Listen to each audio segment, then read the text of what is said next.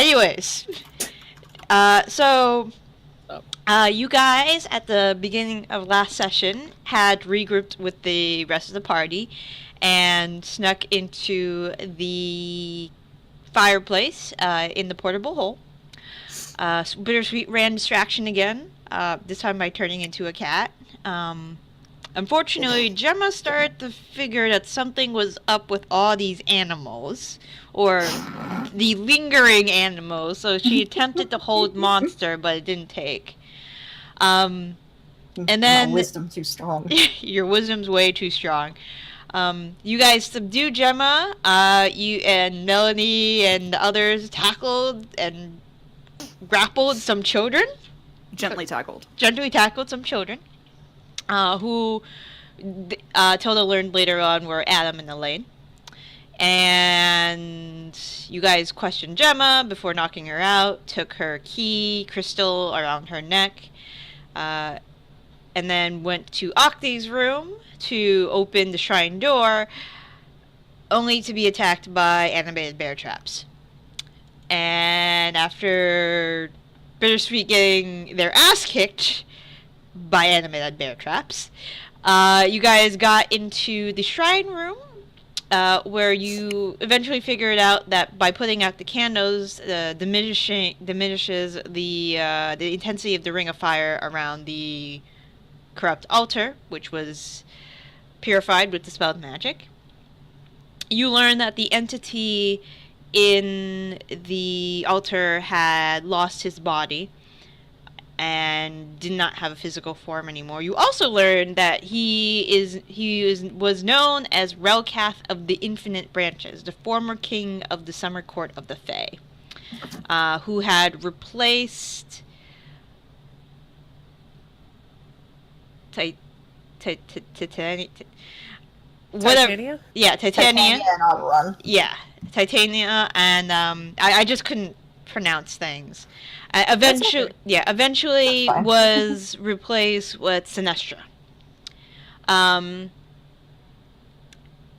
After speaking with Nick Nevin, Elena's suggestion to house Relcath for a short period of time was pretty accepted because of the state of Elena's body being carved up with runes and orcalium.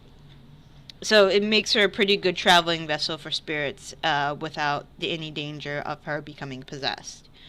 And the pair decided to continue their search for Octi, and then eventually Elena will seek out Nick Nevin and see if they can get Relcath a body or what can be done to make sure that he is brought back to possibly his original self, if they can do that. Before we had left, Elena was starting to do a quick search of Relcath's memories and discovered that it was Eva that actually brought him to the fireplace in exchange for some information that Octi had. The location of the Raven's Choice, the location of which Gorthren Mendon, or what is known as the Shadow Tower, located in the Underdark. Zaitari and Bittersweet had headed to Rosewater Keep, and the rest of the party, with the children and Gemma in tow, are now going to deliver the children to Wingfall, Leona, a place to the west, to the Blue Sparrow Orphanage, where Elena had suggested that the children should be brought. Also, Elena had said that if you guys needed to go to the Underdark, she would message Switch, who was a former member of the commune, the commune of Rangers, known as the Commune, who she knows some of their rangers often travel in the Underdark, so they would probably be a good resource to hit up. Any questions before Elena goes, or before the party pretty much splits. Can you say the name of that place? Yeah, I'll type it out. I'm not very Okay, good. that's perfect. Yeah, I'm not good at pronouncing stuff, so. And even though she's, literally part of my backstory, I didn't come up with her name, so I can never remember it for the life of me. What's the bitch's name again? Eva or Snesha? Eva. That's Eva. It, thank you. Gonga. Smell with an I. I do have that in my notes somewhere. It's, It's fine. one of those things that I always forget. So, so we decided we were going to the Underdark now, or? Oh, we have to prepare. Okay, all right. We have to prepare, do research, definitely get supplies for being underground for so long. Like, are we talking like preparing over the next days, weeks, months? Probably days. Okay. Okay. So. And then where are we? Like, are we still traveling back to town? Unless you want to go to, unless you want to head to Mountain View first, then go to Wingfall to bring the children to the orphanage, you can do that. Wait. So we're not. So you're saying like we could travel with? I'm confused. I'm going with Bittersweet back to Rosewater Keep. And we'll meet you guys back there. So whatever you, technically, Tilda and Raine do is totally up to you. Hi, baby. Also, I would like to have a scene with Bittersweet since we are alone, but I will open the floor to anybody else first. Oh, no. I think we're just going to dump these kids as fast as we can, right? Martin says hello. Basically. Hi, Martin. Okay. So let's go with, since you're in tow with the kids to Wingfall, let's do that first. So Tilda probably knows this because she's from Leona. I don't know if you would know this, Raine. Just roll me a quick, history check. Well, Melanie might also know because she spent 6 months, fucking speed reading. That's true. So, yeah. Raine and Melanie, you both roll history? Okay. 1 second for my character sheet to open. Yeah. 1. Insufficient. Not fast enough. Insufficient. You have failed. Okay. Not so much. Raine, you know that Wingfall is a large town on the west side of Leona. The biggest thing about Wingfall is that it is the headquarters for the Church of Pelor. They have a large presence there. In the past, the town had been ravaged by dragons. Oh my god. The town had been ravaged by dragons, but bounced back fairly quickly. And it's just not so much sleepy, but it's a decent sized town. Sleepy port size, maybe. Yeah. So you guys, yeah, that's what you know about Wingfall. The history of dragon attacks, big station for the Church of Pelor there. Did we have something specific we're dropping these kids off for, or we just know that there's lots of good people this way? We were told that there was a place that deals with it's called an orphanage, adult guys. kids. There's Yeah, an kids that orphanage. have had shitty things happen. It's Elena said it was the Blue Sparrow Orphanage in particular that you want to look to drop these kids off at. All right. Okay. So you guys head there. It doesn't take long. The roads to Wingfall are rather well made, and heavily traveled. So you do meet a few people or pass by a few people as you're going along. And we got like 20 kids in tow? Was that You got about 20 so odd kids in tow and Gemma. How is Gemma traveling with you guys? She is, I think we have to have him bound. open. Well, that might upset the kids.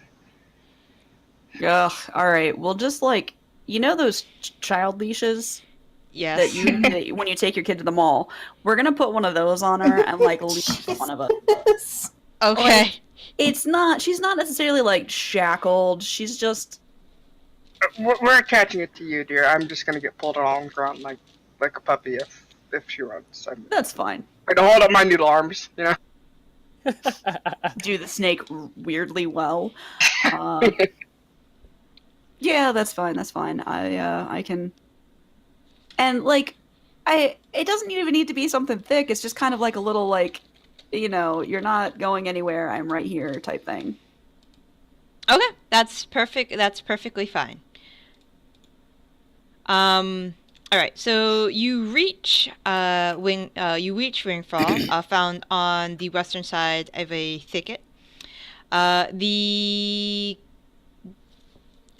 It is like I said, it was a very large town. The town itself looks kind of dull, with its galvanized steel roofs, stone veneer walls, and it's kind of mucky in this area. The first thing you notice is the giant church in the center of town, dedicated to the Dawn Father. And there are, from what you have heard, several military barracks. The Church of Pelor is more of a militant branch of religious branch here. I'm sweating and I'm not even inside. It's rather easy to find the Blue Sparrow Orphanage. So it's been a staple in the town for over 50-ish years at this point already. And when you first imagine orphanage, you think, oh, it's a building, probably with like a schoolyard, maybe some playground equipment. No. The building itself rivals the sheer size of the Church of Pelor. The building is about 3 floors high, and takes up a considerable amount of space. There is a iron fence that encompasses the entire vicinity. It is there is a very well kept landscape around the area with a bunch of trees, well planted. Well, it's spring, so right now the plots of land are being prepared for growing various types of flora. And the gate is currently locked. There are a few kids outside with a few adults watching them, but there is a large rope tied to what looks like a bell.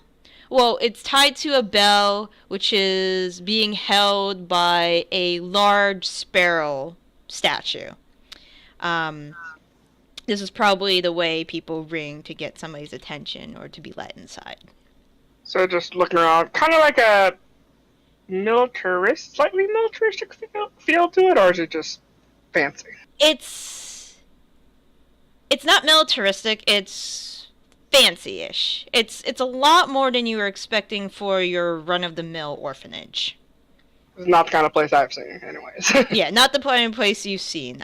There's playground. There's like really nice playground equipment, and there's even. And the kids seem pretty happy and all that. The kids are running around and they seem pretty happy. The ones you've seen so far. It's a dark, dangerous place. It's a lie. I can tell.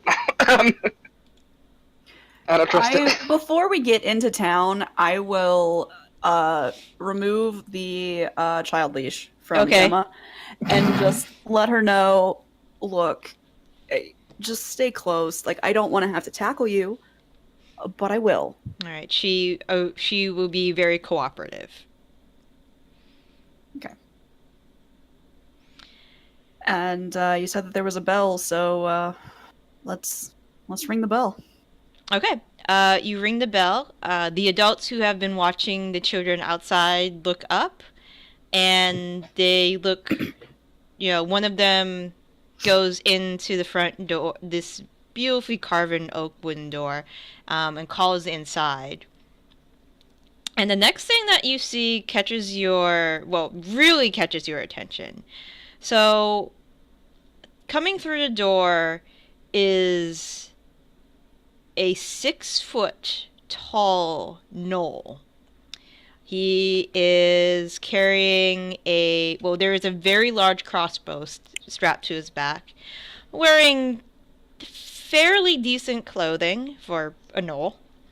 As he walks closer, you see that the entirety of his snout is peppered with a lot of white fur.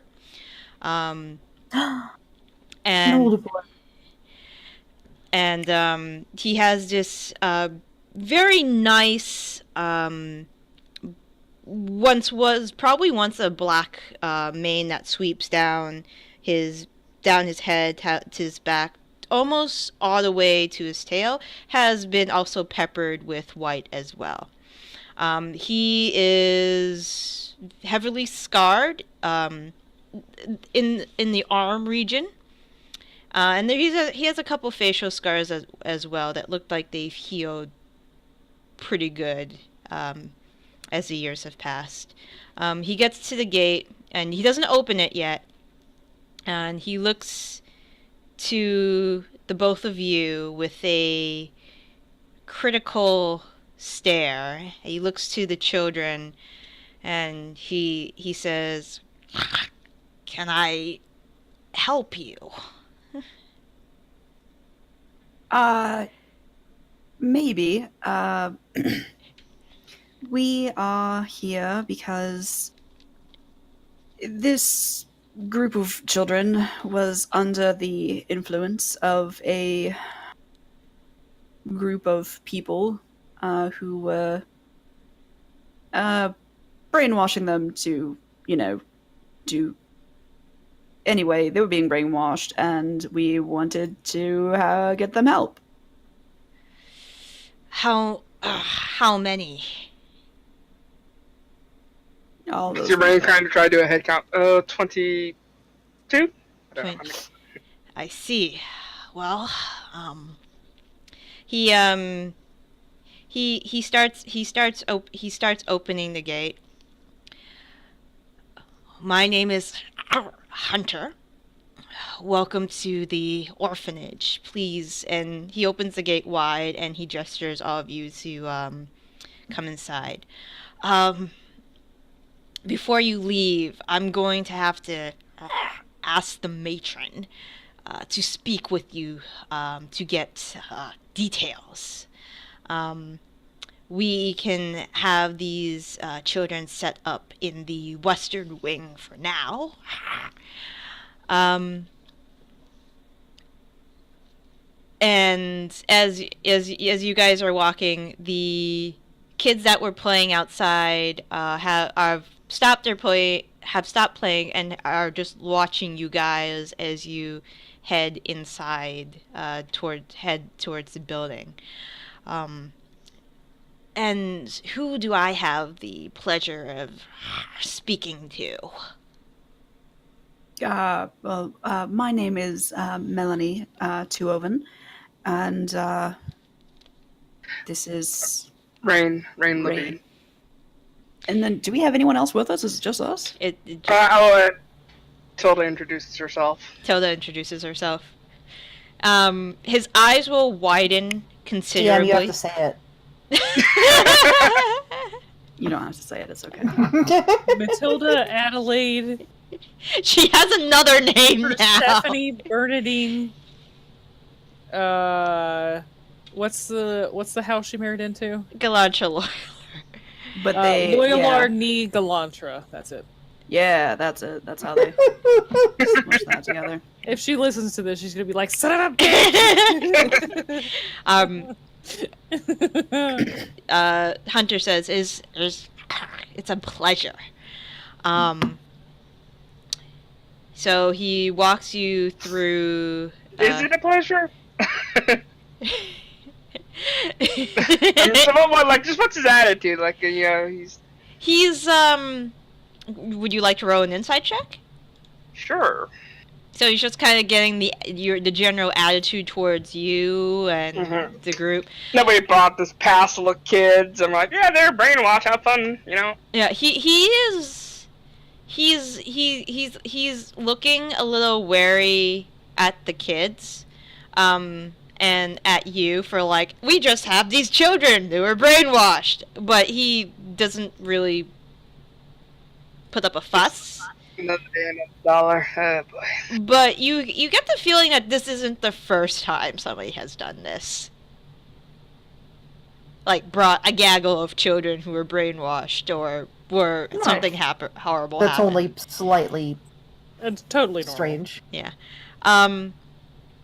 So you walk in, and we'll let you guys. We'll continue this. Mallory, you wanted to have a moment with Bittersweet. Are you having the moment as you're going back to Rosewater Keep, or at Rosewater Keep? As we're going back. Okay. I would imagine probably after. I mean, I don't imagine that Bittersweet is much of a talker, right? They're not, but they're very expressive in how they are in general. Mm-hmm. Do you know what I mean? Yeah, It's just like, if you look at them, it's just like, it's very clear what they're looking at and what they're thinking. They're very open in that way. Okay.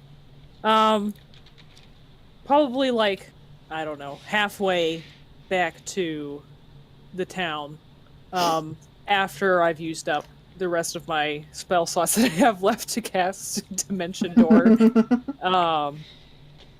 which would be a total of 1,000 feet. So, not very far, but it saves us a bit of walking, at the very least. But like, probably a couple hours into getting back to town, Zaytari will kind of just walk over a bit closer to Bittersweet.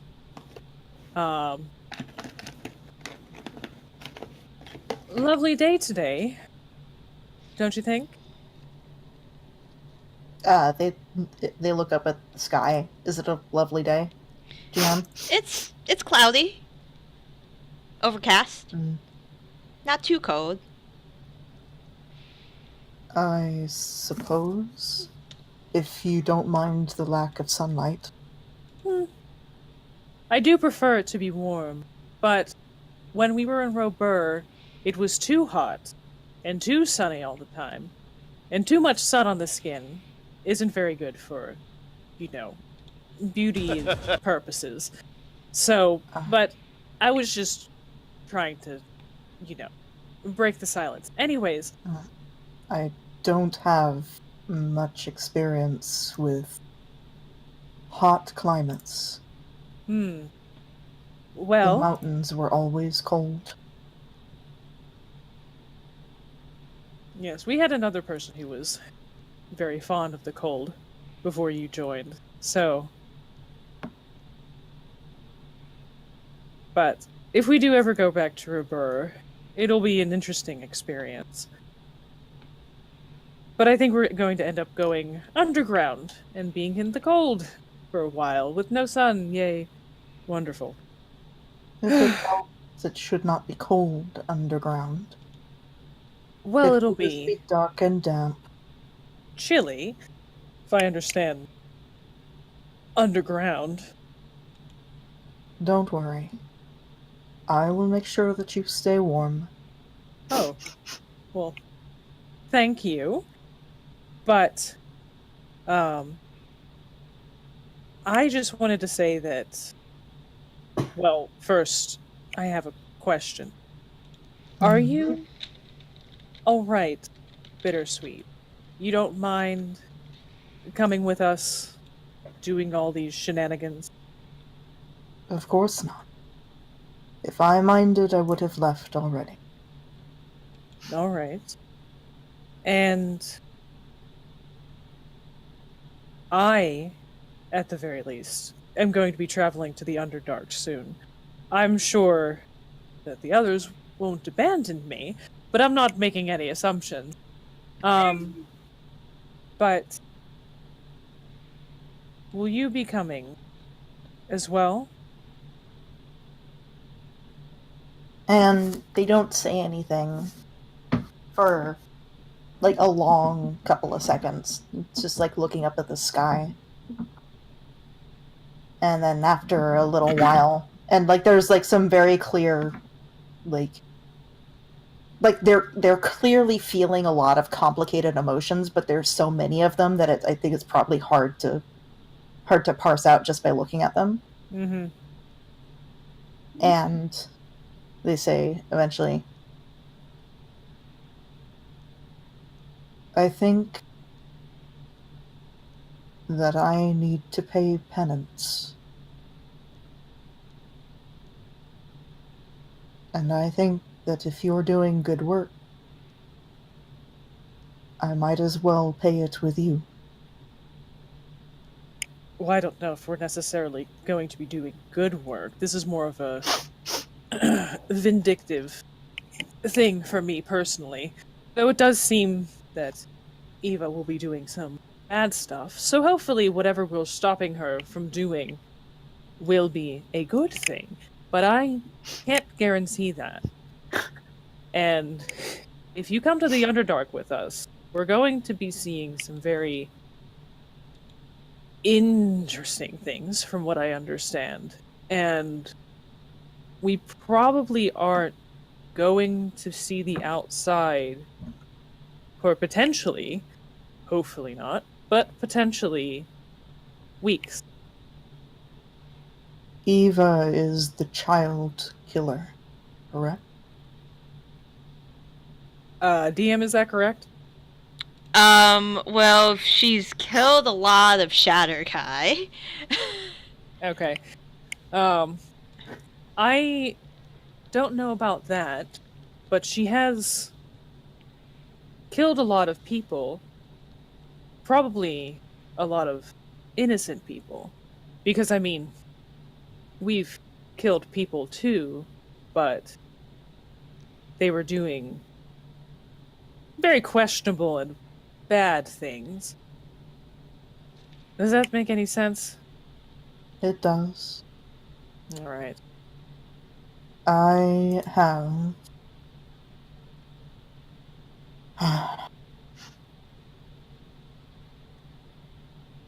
I have killed too many things to think that that is a good measure of good or evil. That's probably a good way to put it. But I will trust your judgment. Mine is not always sound.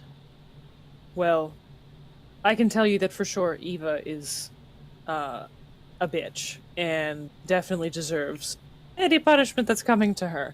So, but that's not the point. My point is Bittersweet. Are you alright?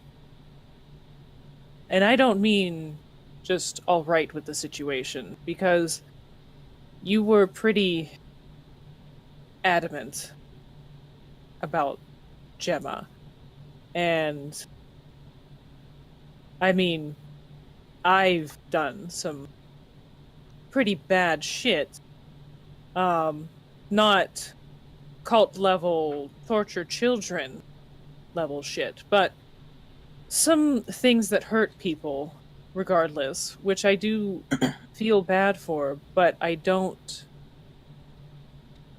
carry that guilt with me anymore. Because I wouldn't be able to function if I did. You are lucky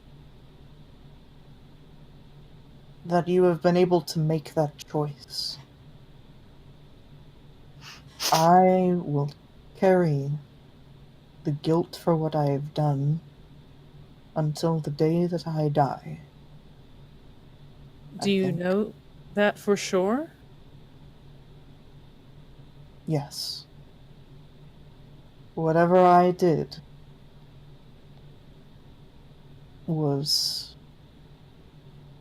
must have been monstrous. Well, I hope for two things. One, that we can find out what happened, and that you I'm can. very sorry. It's okay. Ruining the moment. And that you can forgive yourself. Because this is so tacky to say, but this is so tacky to say. This is me personally. Just say it, get it out. Yeah. I've just had a lot of people say it to me. The first step to healing, and not just physically healing, but truly healing and feeling complete, is forgiving yourself. Because if you don't forgive yourself, when other people forgive you, you will still carry that guilt.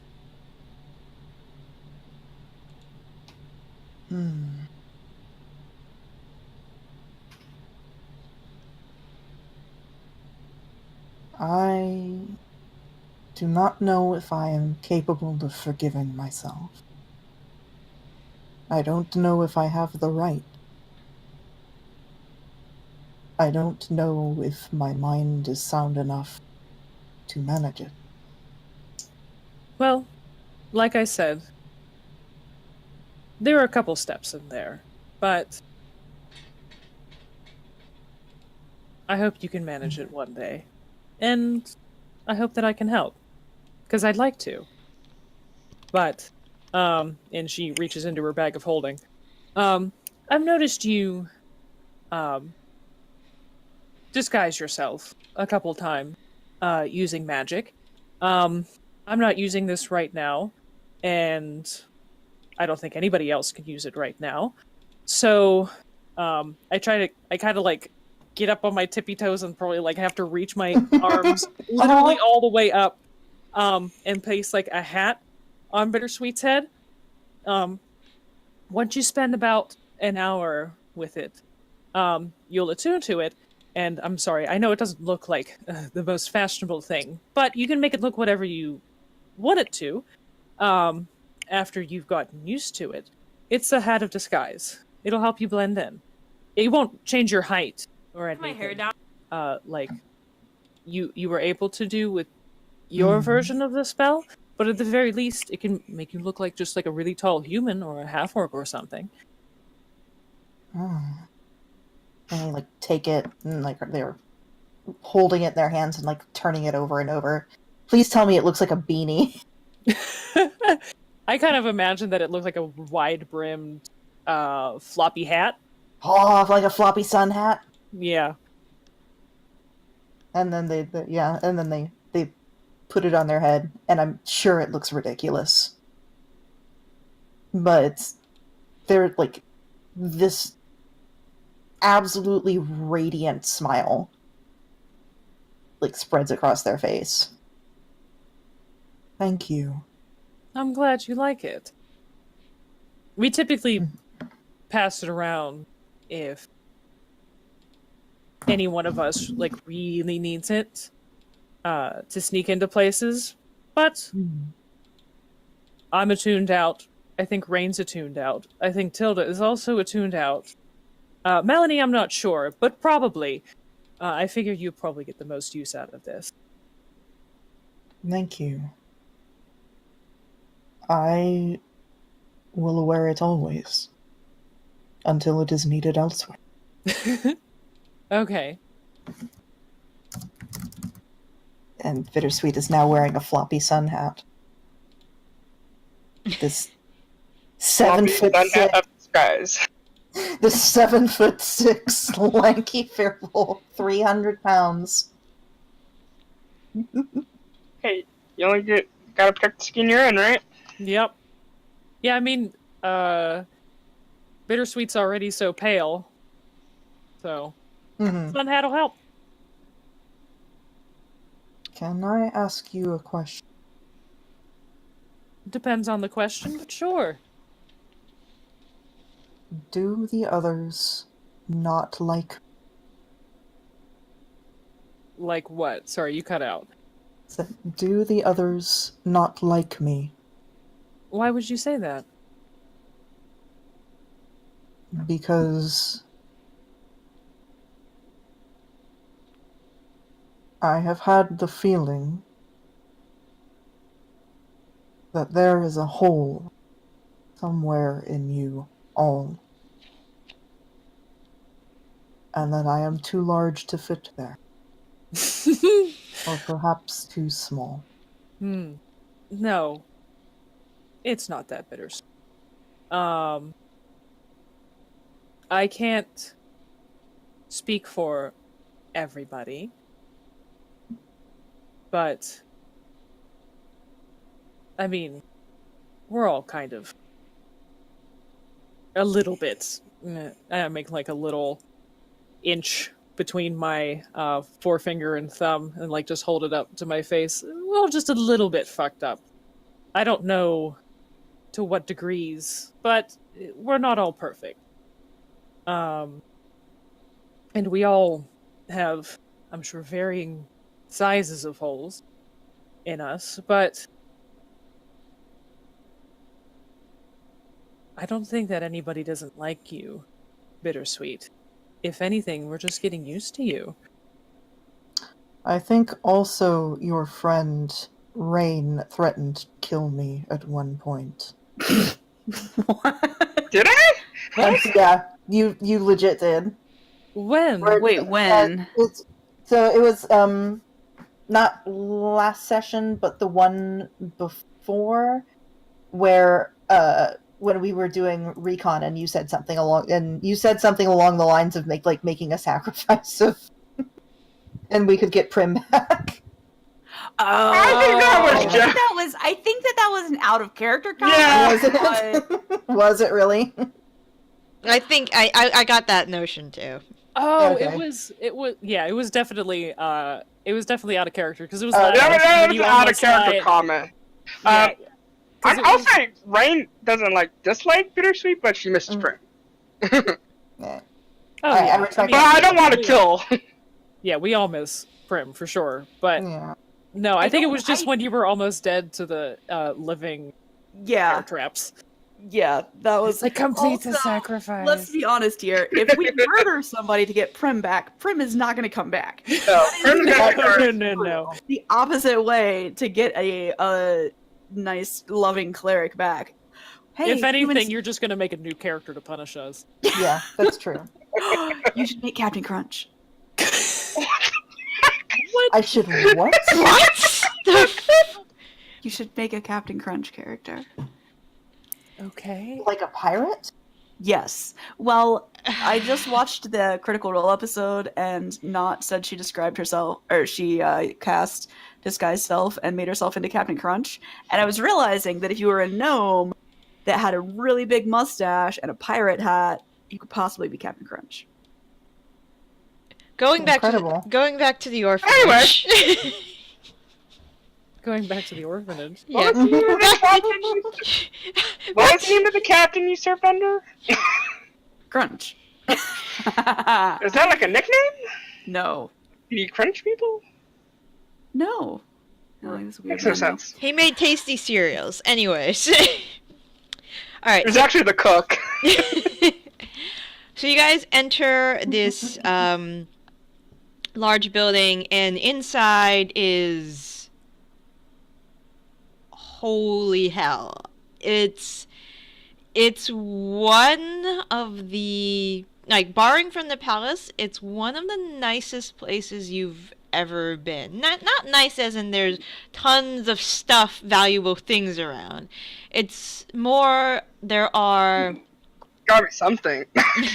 there are there are candles that are attached to the wall that look like they're powered by an ever-burning source. There is a beautiful carpet of beige that just lines the floor. There are these tapestries just out, well, paintings and tapestries just out of child's reach. That are hung above the wall, and you do catch some glimpses of, along the walls, somebody like painted or drew on them, and they look like they've been scrubbed down at least a couple of times. At the end of the hallway, it's a very long hallway. At the end of the hallway, you see a couple kids dart in and out of rooms, playing tag, and there is a little girl that, her foot catches on the carpet and trips. And as she trips and starts to cry, there is probably one of the smallest gnomes you have ever seen. Her hair is completely white. She quietly, she doesn't even have to kneel down that far. She looks like she's at maybe 2'11", barely 3 feet tall. Oh my god. And she quietly, pats the little girl's head and inspects her knees and, brushes them a little bit and, gives her a kiss on the forehead, and, the little girl hugs the gnome woman and, runs after the person that she was chasing. She gets back up. You see that she has a cane. You're a little too far. There's something. There's like a little mount on the cane, and she's wearing a very simple, blue dress, and she uses the cane to help her stand back up, and she slowly walks to the end, towards your group. You see that, and you know, because it's a very common god. She wears a holy symbol of Melora around her neck, and when you finally get close, you see that she's wearing these earrings that look like they're crafted to look like branches with ivy leaves.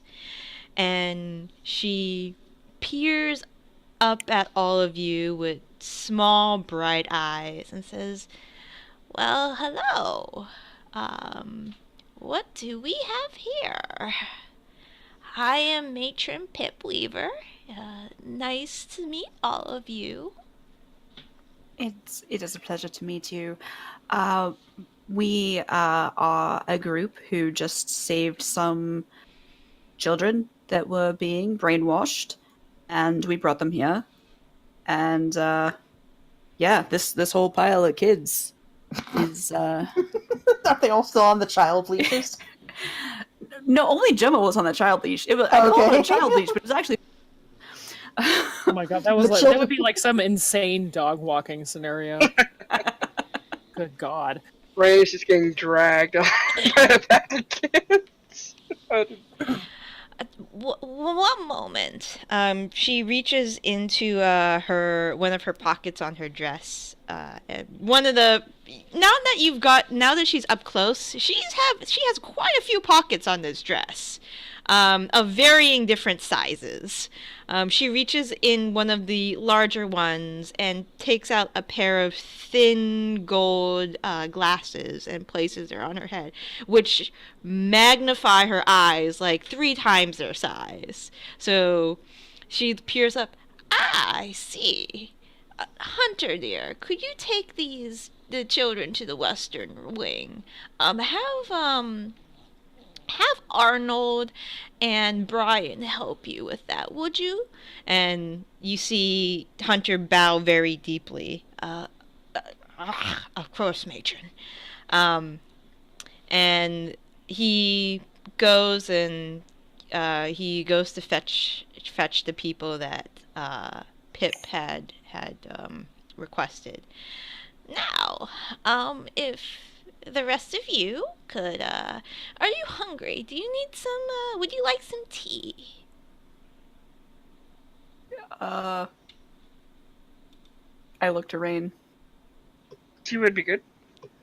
Okay. And if you don't like tea, I could always provide something a little stronger. And she gives you like a Cheshire cat grin. This way, please. And she very slowly starts leading you to the right. So you're like, step, wait, step, wait. Pretty much. And Gemma is following you guys.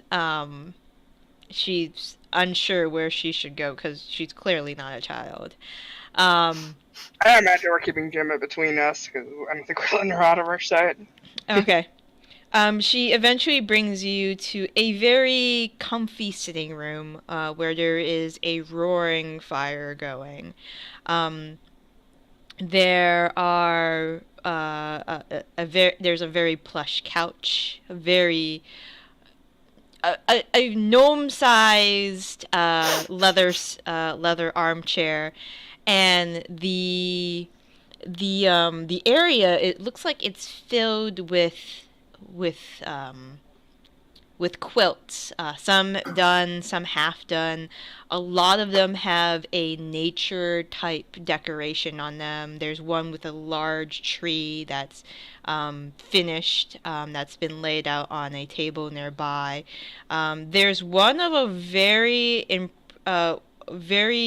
impressive design of two dryads that looks like it's about half done.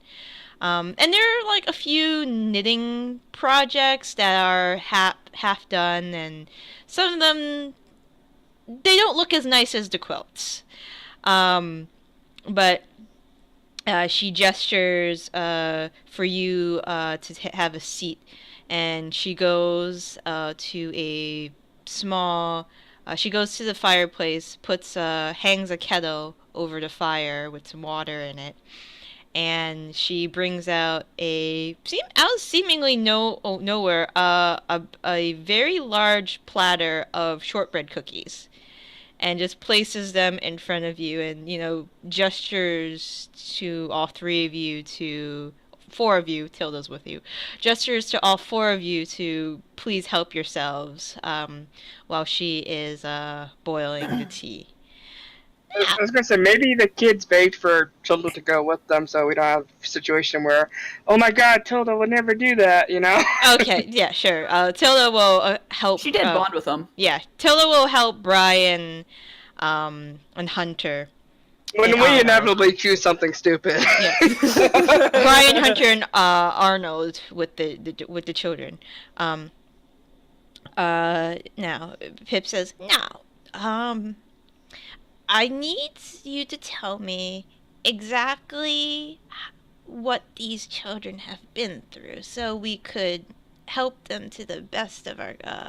We are able to help them the best we can. There are many you may know.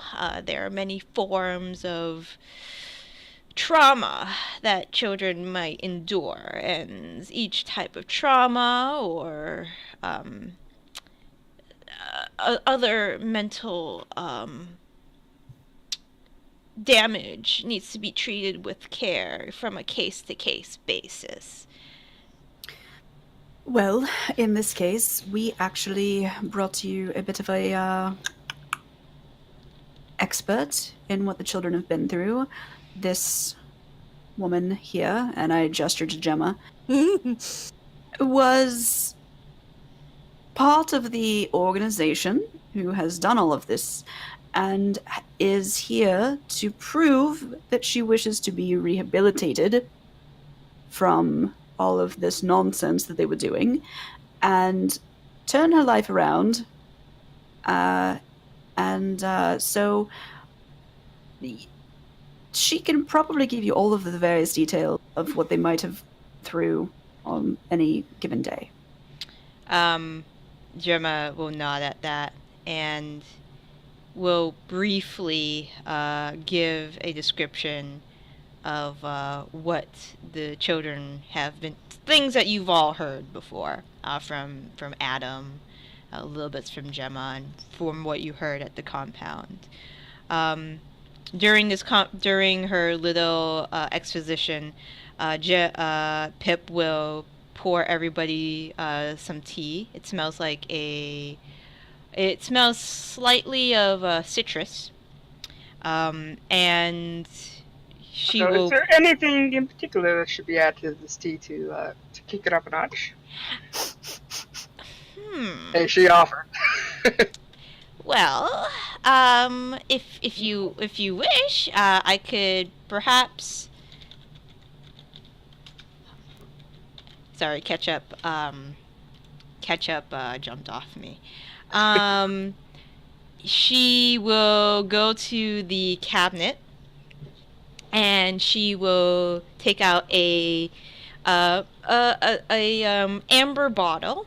I do like a nice hot toddy when in the evenings, but this is what I use, so you can add that. There's already some honey and citrus in there, so please help yourself. And Raine does. Okay. Melanie? Oh yeah, Melanie also has like eaten more cookies than you would realize because she keeps like side just kind of grabbing a cookie and just like she's eaten a number of cookies at this point. Can you and Rain roll a perception check for me? Oh shit! Seen how many cookies I've eaten? I am really Wow, I wow. like that I think that I'm being real sneaky, and Rain's over here like, this bitch has eaten 5 cookies. Well, other than the A massive amount of cookies. I was just gonna mention that Melanie, you don't see this. Well, No, you don't know These this. She's too cookies are distracted really- by the cookies, yeah. I'm like, man, these cookies are really good. Not that I've heard. Rain, you notice that most of the things in this room have a nature theme to it. The one thing that does stand out of place is there is a portrait above the fireplace. It is of a dark-haired woman wearing, it looks like, very heavy armor. But she has a giant club that is strapped to her back, and she's the least naturey of the things that decorate this room, and she has her arms folded, and she has this really wide, cocky-like grin to her. Race? Human.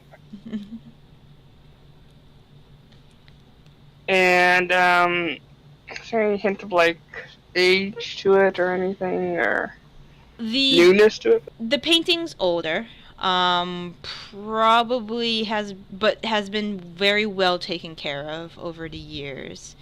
You could just tell by it's faded a little bit, but probably has had some work to it as it's gotten older. The person in the painting looks like they're maybe in their early 30s. Any symbols like on the armor or the weapons? So there is a symbol of Melora emblazoned on the armor. And there's nothing really else on there. The person is, for besides the armor and the club and the multiple scars on this woman's like exposed skin. Yeah, she's dressed rather like kind of plain. Like the armor doesn't have any further decorations other than the symbol of Melora, which is I forgot. Hold on.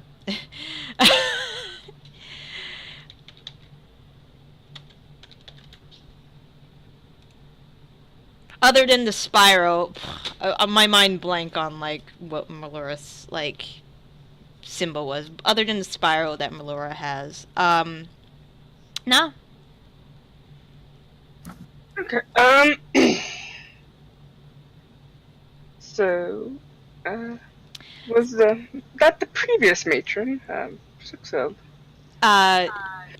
Pip will adjust her glasses. Ah, yes. That was my mentor, Lek.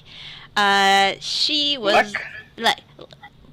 Her first name was Lek, and her last name was Nook. It's a strange foreign name, and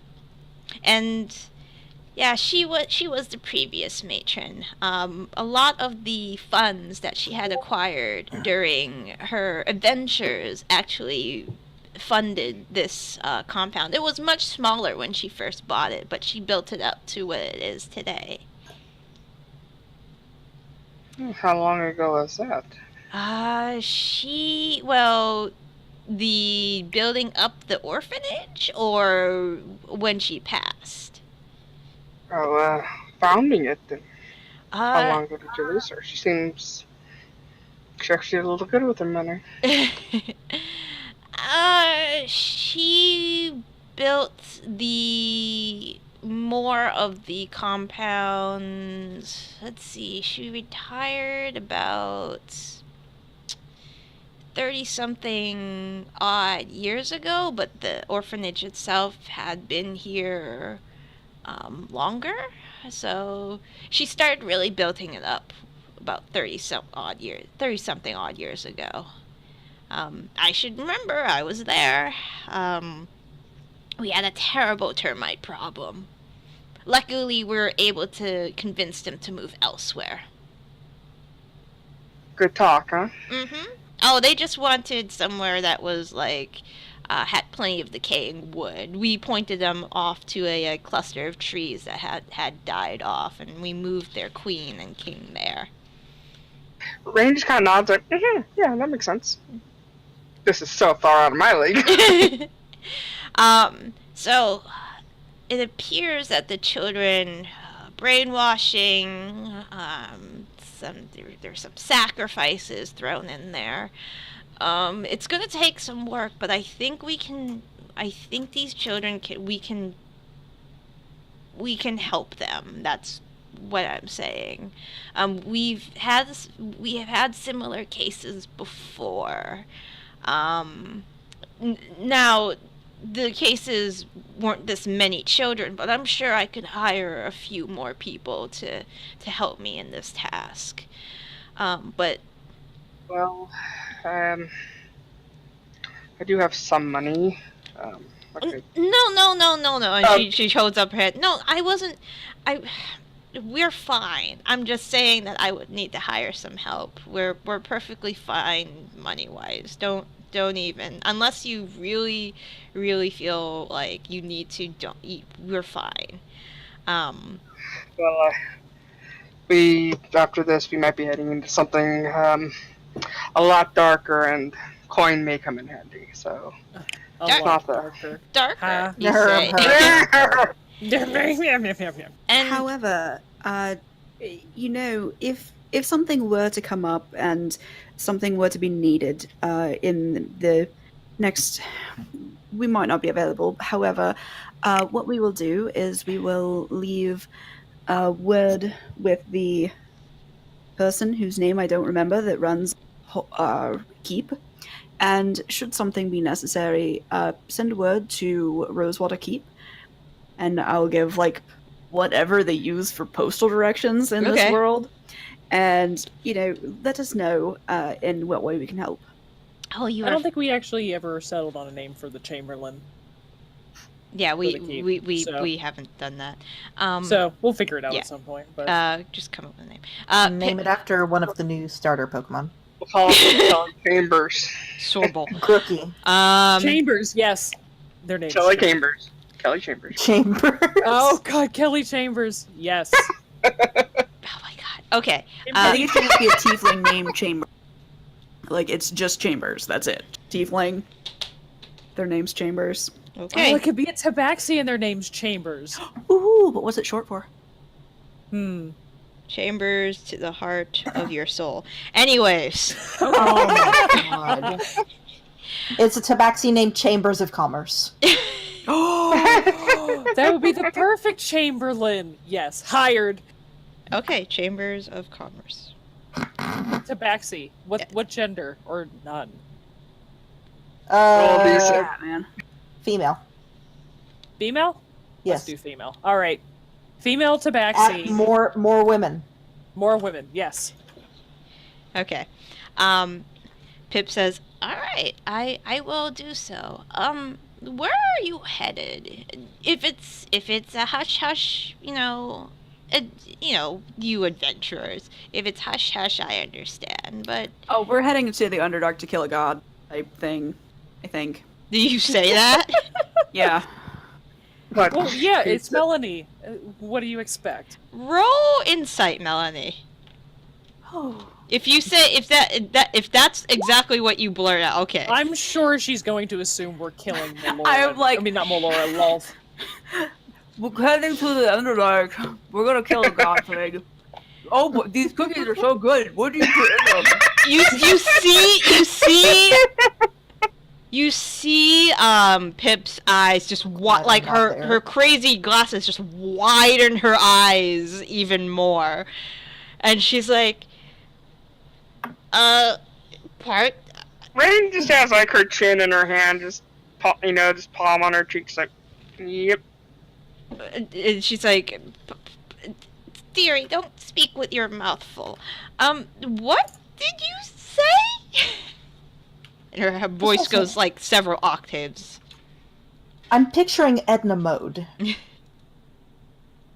Oh yeah. I'm not like the witch from Brave. Kind of like. Okay. Yeah. I chew and swallow.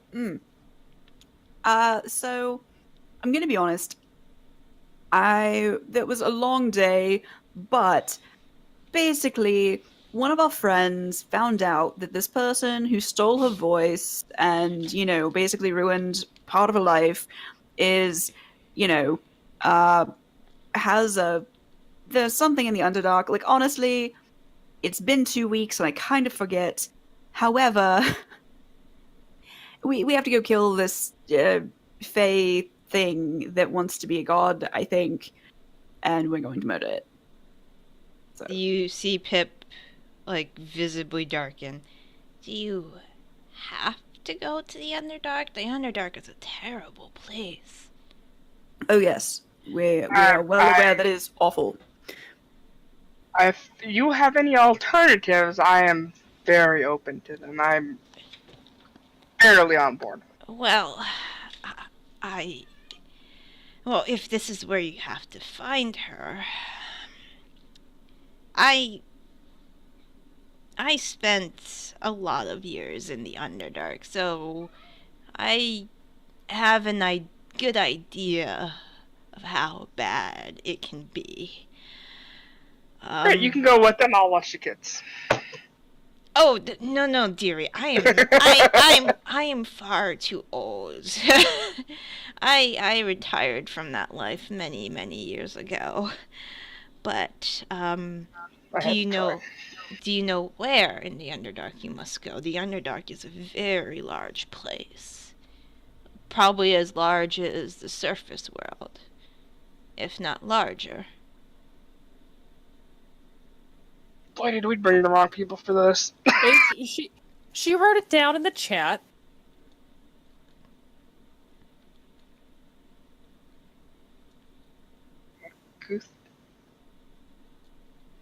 Guathrin Mindon?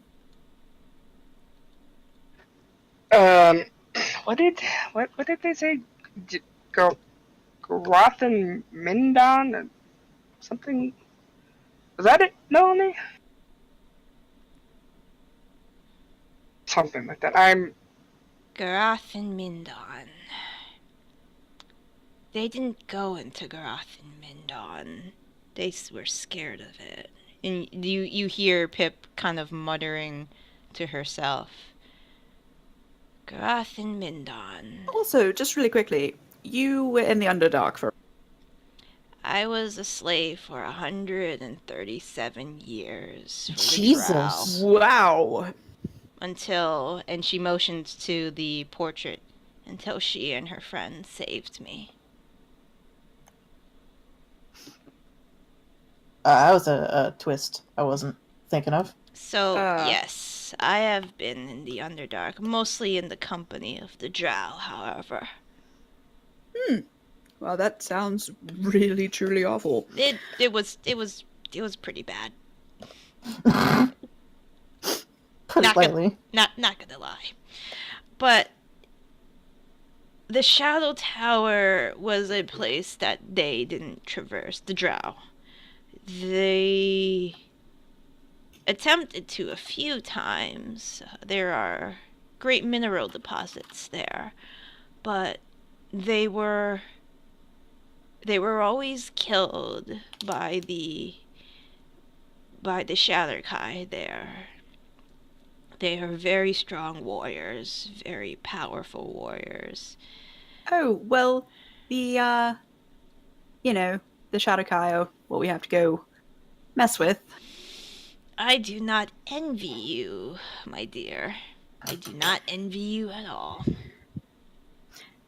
I don't envy any of us. It sounds truly god-awful down there. Well, if you need some general advice, Oh, yes, please. bring somebody who knows their way around. Please, not me. Please don't kidnap me. Bring lots of light. Even if you don't need it, the light can be comforting at times. Be careful of the stonework. The stone is twisted and will crumble beneath your feet if you don't know what to look for. And try not to lose hope. Well, that makes it sound even... Well, no, not that much worse than I was expecting. That sounds about as terrible as I was picturing. Avoid the Drow if you can. They are powerful down there, but there are also other entities as well. Old entities that have been there far longer than anything on the surface. Just be very careful. Learn to tread lightly. And don't trust anybody. If you were to give one more piece of advice, maybe, if we were to look for a guide, where should we look? The Rangers of the Commune are your best bet. Yeah, we were already headed there, weren't we? Their leader, Huntmaster Eagle Eye, I know she has been in the Underdark a few times herself, but she might have others that can help you. I would trust what she says. Thank you. And don't fuck with her cougar. She's very protective of Margot. I like that Margot could be an actual... Or Margot could be an older woman. Could go either way. Noted. Noted. But I wish you all the luck. And thank you for bringing these children to me. I will make sure they are very well taken care of. Thank you. We do appreciate it. Would you like to take some cookies for the road? I look down and there are no cookies left on the plate. I Well, imagine. I'm pretty sure you've eaten them. No, you've eaten them. I don't know. I mean, if anyone else wants to take any cookies, they can, but maybe I shouldn't. I'm gonna have to. She goes go under the table and she brings a tray out of chocolate chip cookies. You can have these on the road as well. Oh no. You are my favorite person. I love baking. And quilting, apparently.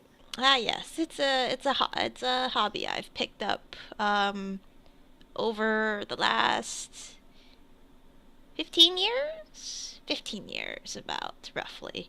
They look lovely. Thank you. I've dipped into knitting and crocheting, but I can't get my stitches right. When she lifts her hands tremble just ever so slightly. Aw. It's a little more difficult to me. I feel like the muscle memory with quilting it's a little more natural and I don't have to think about it. I understand. Alright. Well, safe journeys to you all. Thank you. And I shove an entire cookie in my mouth as we leave. And then I look to Raine. Cookie's still in there. I have not even chewed. Do you want a cookie? It's really good. This cookie is really too soon. Yes, I better get one now before they're all gone, I think. I will accept one, and probably the only one I get. Alright. You know, this Underdark is sounding like a really good time. You sure you don't want to just, like, I don't know, go on a cruise or something and let the others sort it out?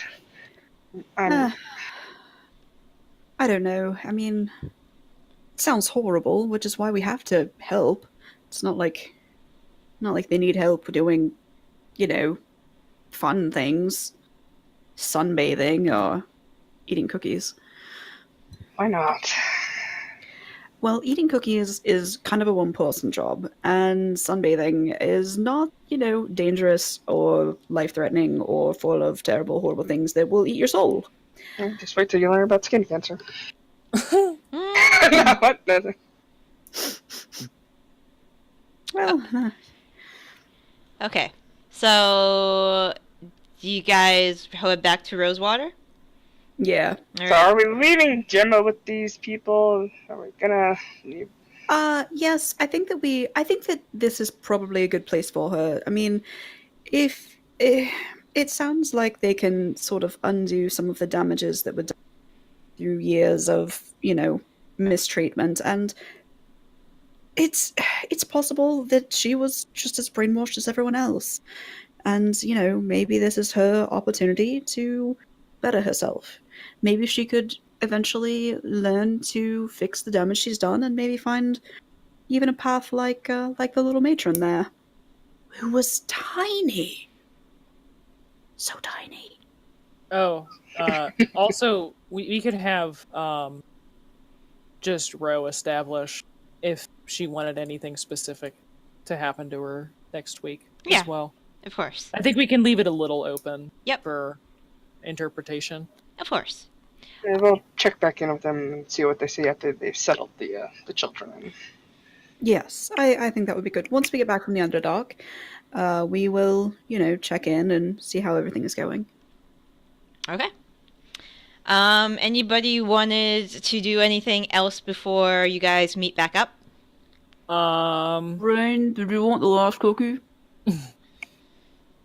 Yes, I'm taking the last cookie. 2. You're gonna have to pry that last one out of my mouth.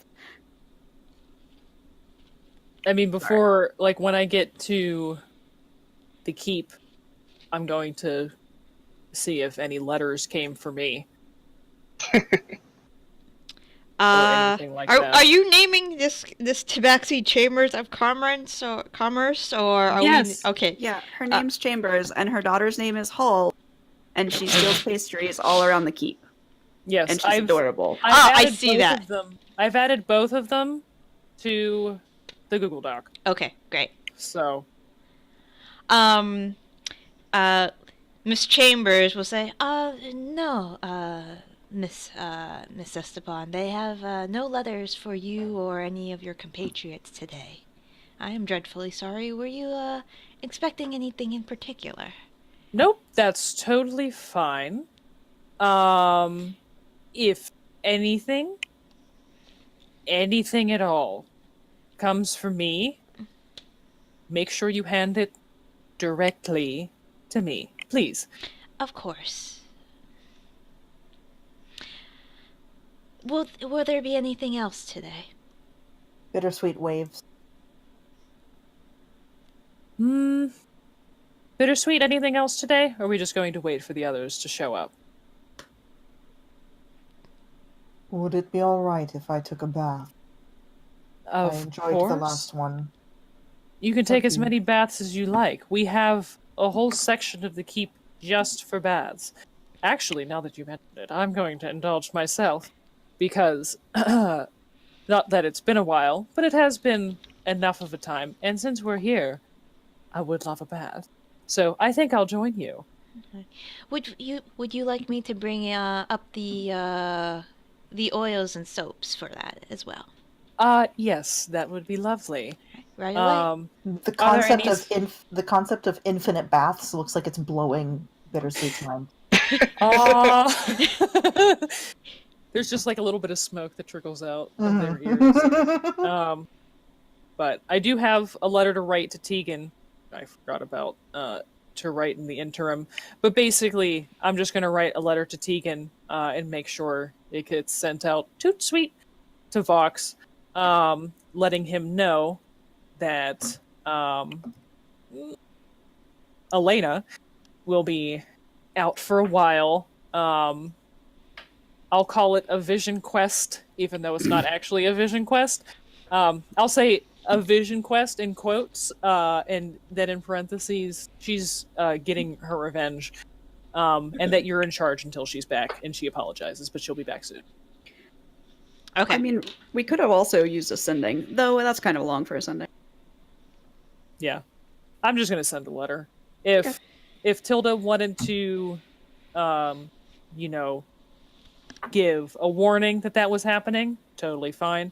But, still need to write him anyways to give him more of the deets. Okay. That makes sense. Sounds good.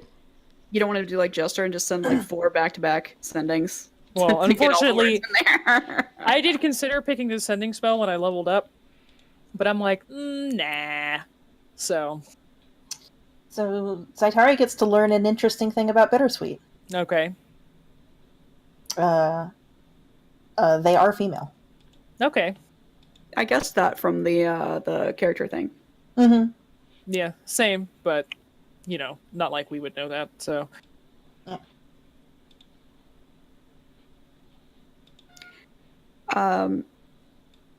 So how long does it take us to catch up? I mean, it'll take you like a day or and a half, maybe, to get back. Maybe a little bit over 2 days. I catch up. Do we before we get to the keep, I am going to stop by just whatever the most adjacent bakery is Okay. and grab just some various sweet treats, some little danishes and cinnamon buns and whatnot. And then keep on the way. Okay. Sounds good. We're gonna have to have an intervention. Are we going to have a problem?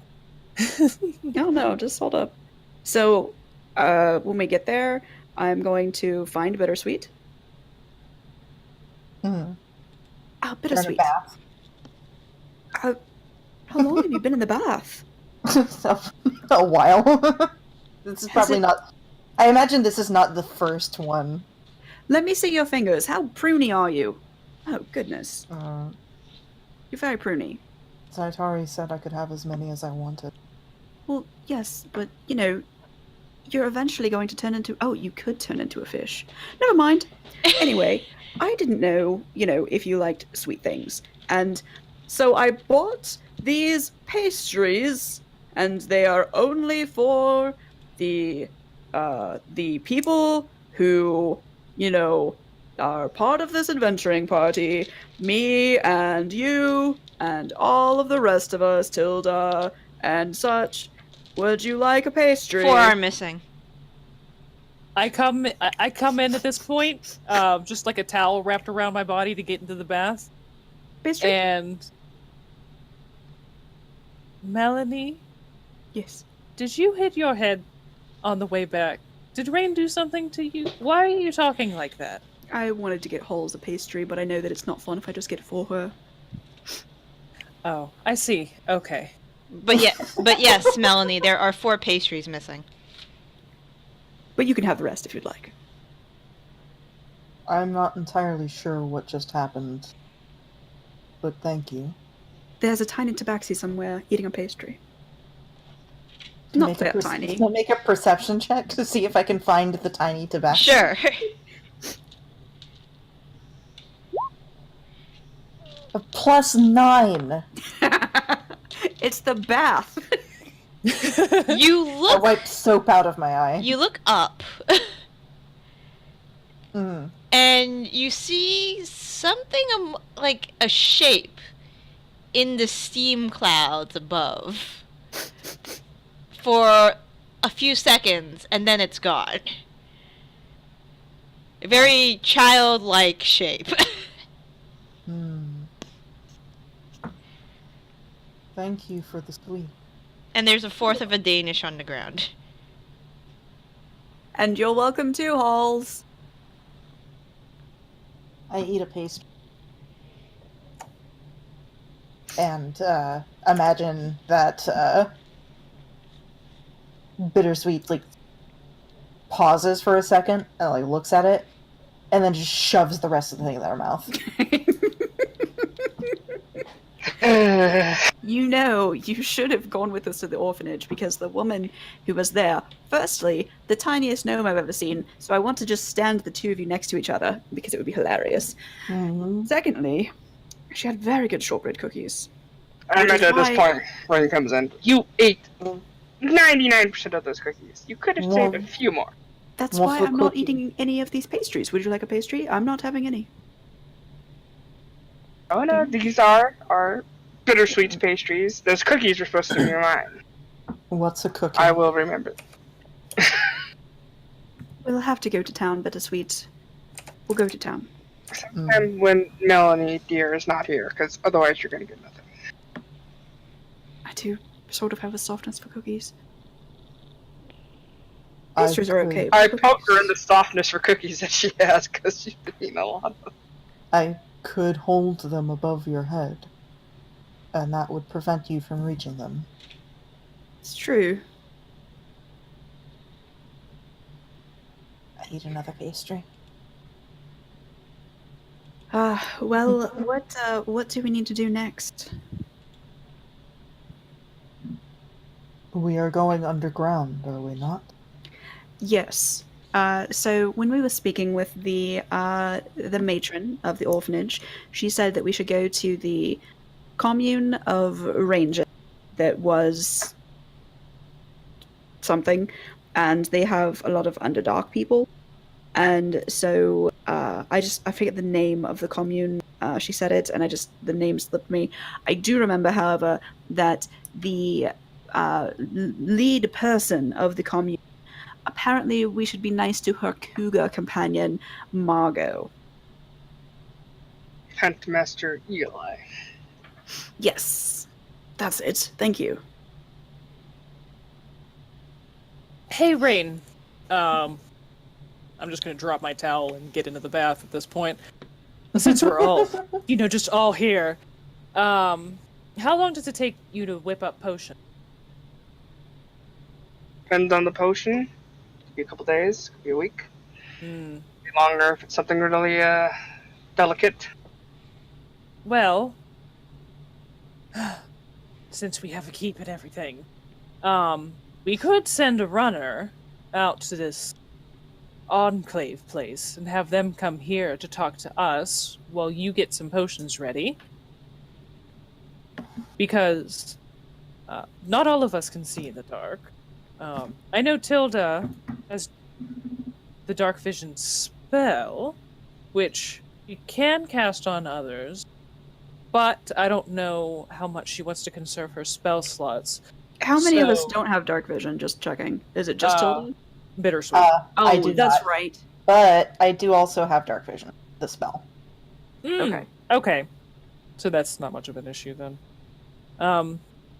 Also, depending on your wild shape, you could have dark vision. This is If- true. But And it's also worth noting, and Bittersweet would bring it up, is that they can consult with any animals that are in the Underdark. okay. Like as far as having a guide. Doctor Doolittle. Yeah, is that they can talk with anything as long as it's a beast. Yes, it does. I think that the only thing that we might run into in that circumstance is that I think that some of the things that we'll run into in the Underdark are twisted to the point that they are no longer beasts. The aberrations and whatnot. So we definitely should have a guide, but I do think that knowing that should we find animals that are still beastie, that we could communicate with them will be very useful. There are always rats. This is true. Yes. DM, can I make a history or nature check for the Underdark? Because I want to specifically see... It's probably going to be a nature check, but you tell me. I want to see if I specifically know anything about food, Mm-hmm. water, and things that are poisonous. Roll a Like nature check. mushrooms and stuff like that. Okay. Because I can. Before I do this, can I cast Enhance Ability on myself? Sure. Okay. I'll do it for intelligence. So I'm going to give myself, what is that? Advantage. What's that one at? Oh my god, is there not one for intelligence? Full strength, it's- cat's grace, eagle splendor, fox's cunning. That's the one I want. Okay. So I'm going to cast fox's cunning and give myself advantage on intelligence checks. So let's see how this goes. Okay. Yay? That's Not pretty bad. good. Need it.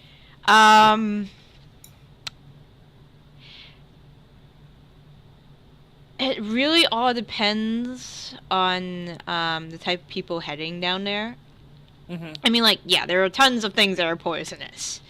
Hell, Raine makes a poison called drow poison. For God's sakes. Oh yeah. Yeah. I don't know what you guys are talking about. But like, I just want to see like if I can mentally recall like a list of things, like maybe even like pictures, descriptions that I might have read, or like stories people have told me, just so I can have a mental list. So when we go down there, I can say, "Don't eat that," or "This is what this does. That's what that does." That kind of thing. Honestly, I think that we should probably... I mean, we have multiple bags of holding. I think that we should count on not eating anything we find down there, if we can help it. Just, the whole, it could be poisonous, we might be looking at it wrong thing. And also, we can carry literally hundreds of pounds of supplies. We can. I can make food and water. Can you also make sure that food and water is not poisoned? AKA purify food and drink. I think that's a cleric thing. Is it a cleric thing? It might be. Let me look. Fair enough. My life has been made a lot harder now that fucking fandom says that the 5e Oh, yeah. Oh, can't use anything. just use this website. Cleric, druid, and paladin. Alright, so you recall... Yep. There were a long list, but you recall a few of the ones that you should avoid. For example, This is a handy website, thank you. Yes, I love it. you should not eat cave moss. Okay. It's inedible to humanoids, but giant vermin do enjoy it. Okay. Catch up. I need this list.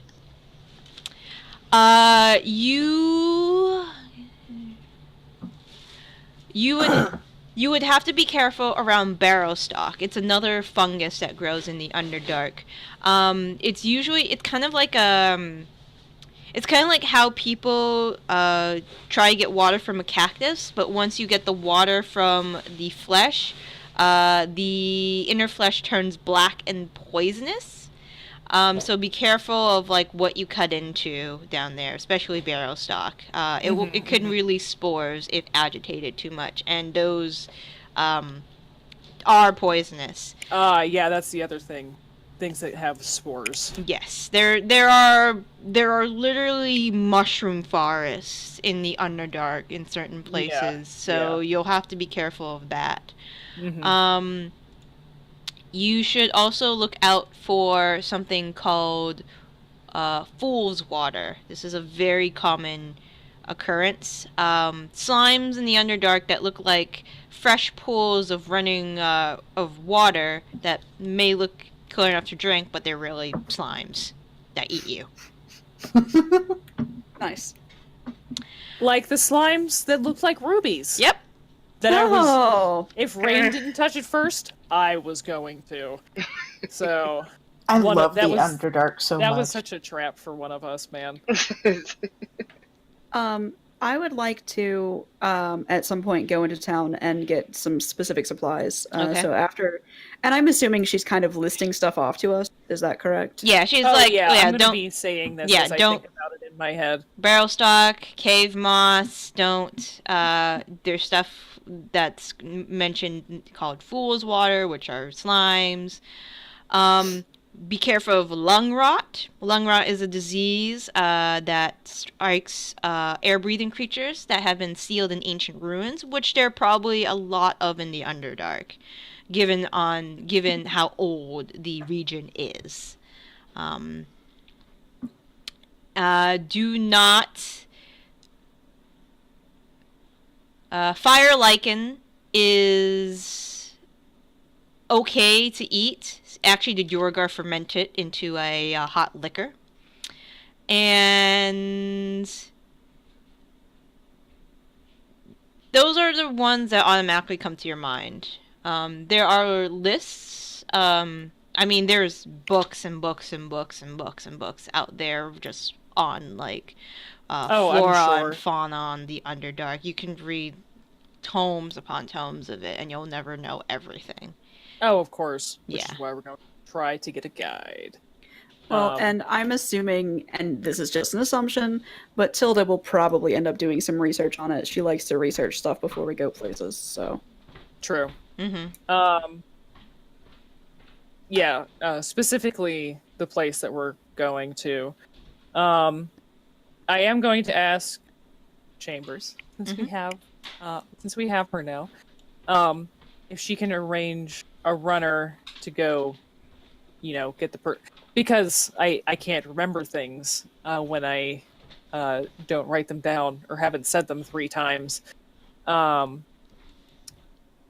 person at Eagle Eye at the Conclave thing with the panther that we're supposed to be careful of. I'm going to give her the actual information, but I'm going to try to get her to come here with a promise of work and gold. Okay. And tell her that we're leading an expedition into the Underdark and would like her expertise. Okay. Or we could actually say like her expertise or that of her most trusted guide or something. Yeah, that works as well. In case she's, busy or too good for us or something. Now that I'm sorry, and Chambers says, but while you were... There is somebody already here? A Miss Elena had sent them. Oh. She calls herself Switch. Oh. Well, that's convenient. I'll go back into the baths. Quick question for the DM. Were we told that Elena was going to send somebody and we just completely forgot about it? Yeah. Okay. Oh, I completely forgot about it too. Hard to believe we would do that. Yeah, I know, right? I mean, it was the end of the session 2 weeks ago, so True.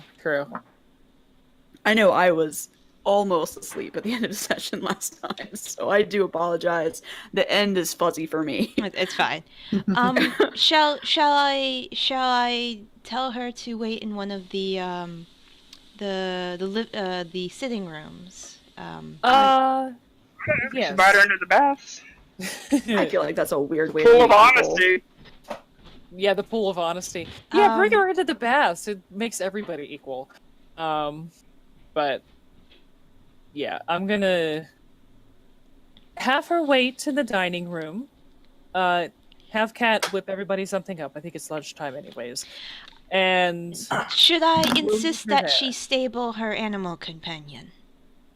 and that would be A a very large black panther.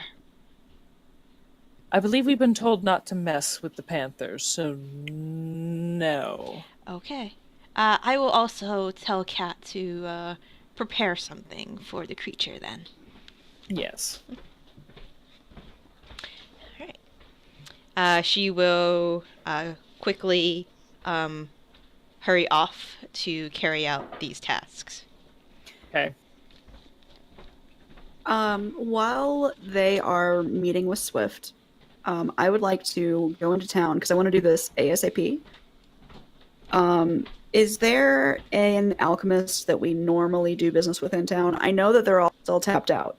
That's why I'm doing this now. But is there somebody that we normally go to? So the problem is that you guys are located near the closest town is a very small town.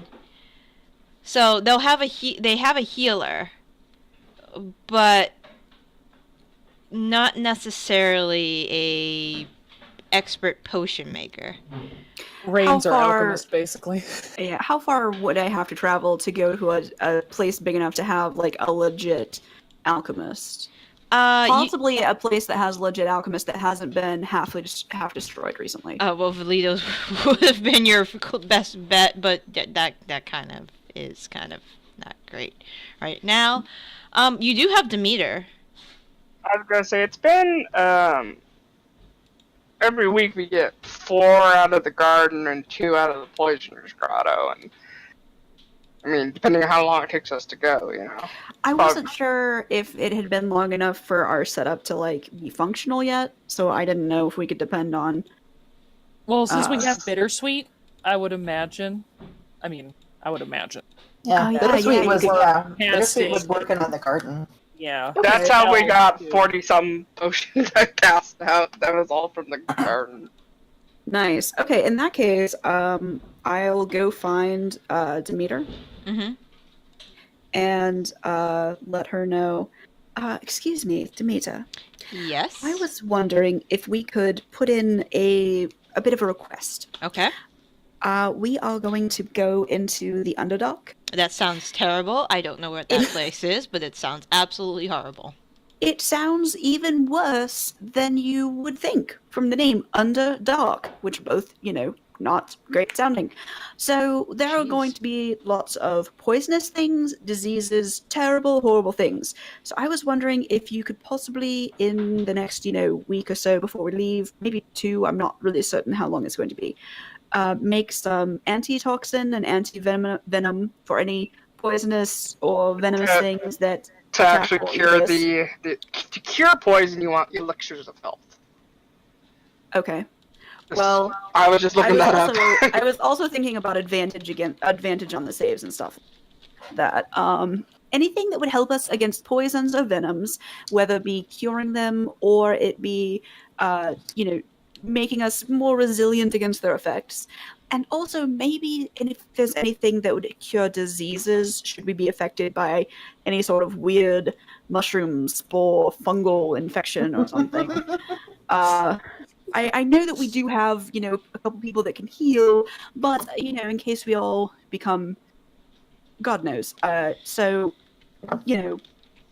anything that you can make that would help. I trust your expertise on this. Just, whatever you're able to do, would be wonderful. You see the cogs turning in her head. Limited amount of time.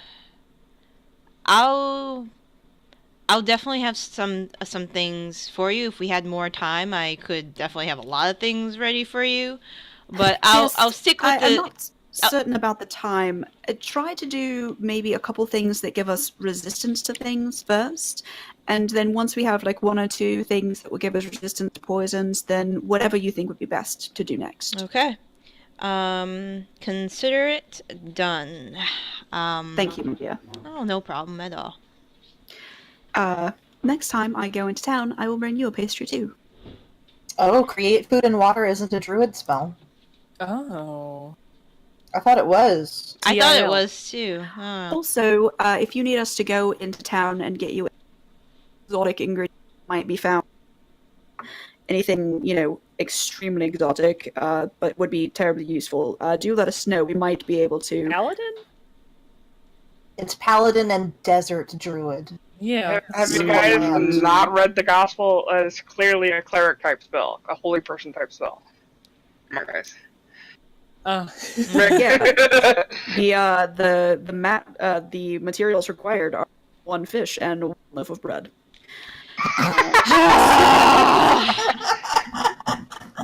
All right, Jesus.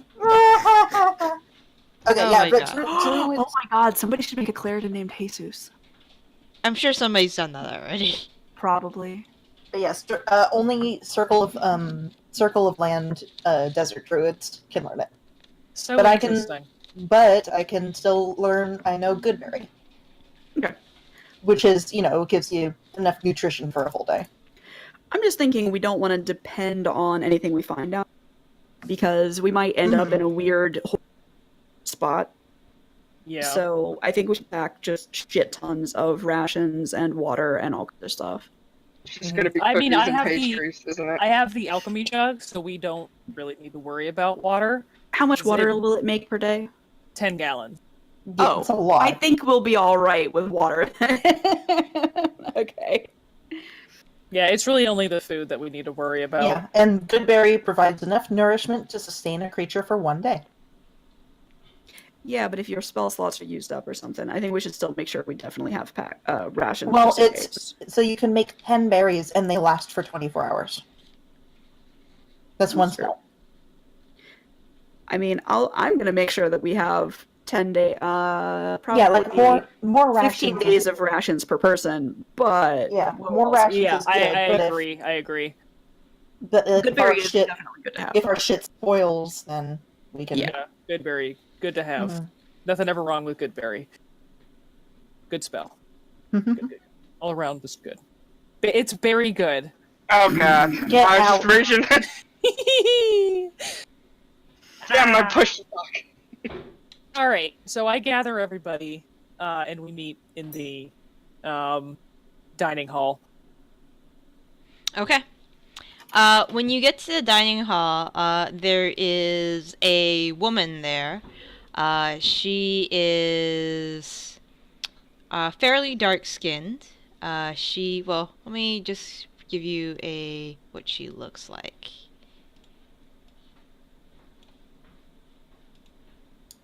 That's what she looks like. She's very okay. dark-skinned, long hair, dressed fairly similar in that photo, except she has a cloak that covers most of her form when you first see her from behind.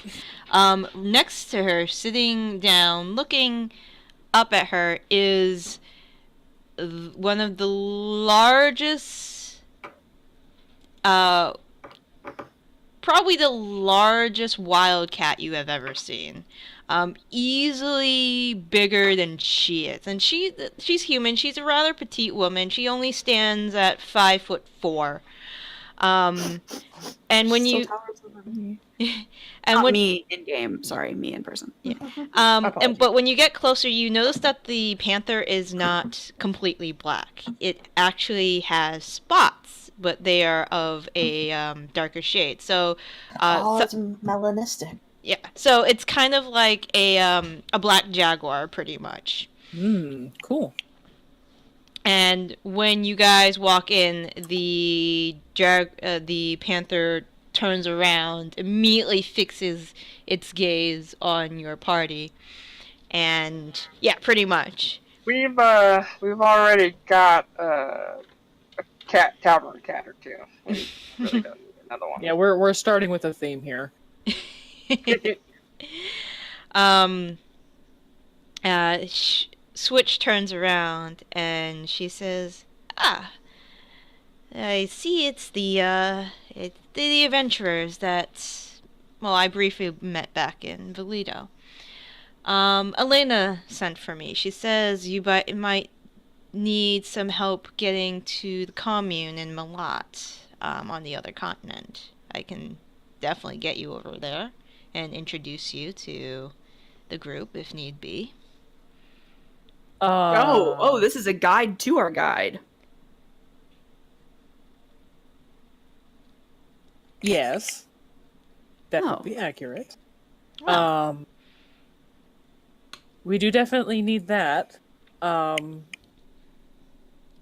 Would you or somebody there be willing to serve as a guide for us in the Underdark, so we're not, just going to kill ourselves? You're going to... Elena didn't tell me where you were going, but that makes a lot of sense. Yes. I going to know several people in my mentor's company that probably could guide you through the Underdark. So that shouldn't be a problem. Whether or not Eagle Eye helps you will probably be the other thing. Does she not help everyone then? It depends on what they offer. Right now, her resources are probably a little spread thin. She is currently dealing with the crazed drow coming from the Underdark. I see. Yes, her the commune and nature's privilege, which you guys have heard is the druid, the large druid group that encompasses smaller druid groups, is helping the elven nations with that particular problem. So I don't know how much help she has, but I definitely can take you to her, and if you have something to offer her, maybe she'll help you. It is something that, while we are quite, and we want to do this quickly, it's possible that we could even offer our services in payment. We have managed to deal with a number of issues, dragons, both dead and not dead. And mind controlled. I'm very aware of all your heroics. I'm sure that your skills will be put to good use. I mean, we are the heroes of Leona. I wasn't going to say it, but no need. I say it all the time. Bittersweet, you're examining the jaguar. But I'm like they're being respectful about it. Like, they're not staring directly at the cat, and they're not trying to make themselves look bigger. They're just sort of studying it out of the corner of their eye, but they're, like, down on the floor. Okay. You know, how you approach a cat, you don't know. Yeah. Switch looks down at the panther, and she says, "Go on, Jum. Say hello."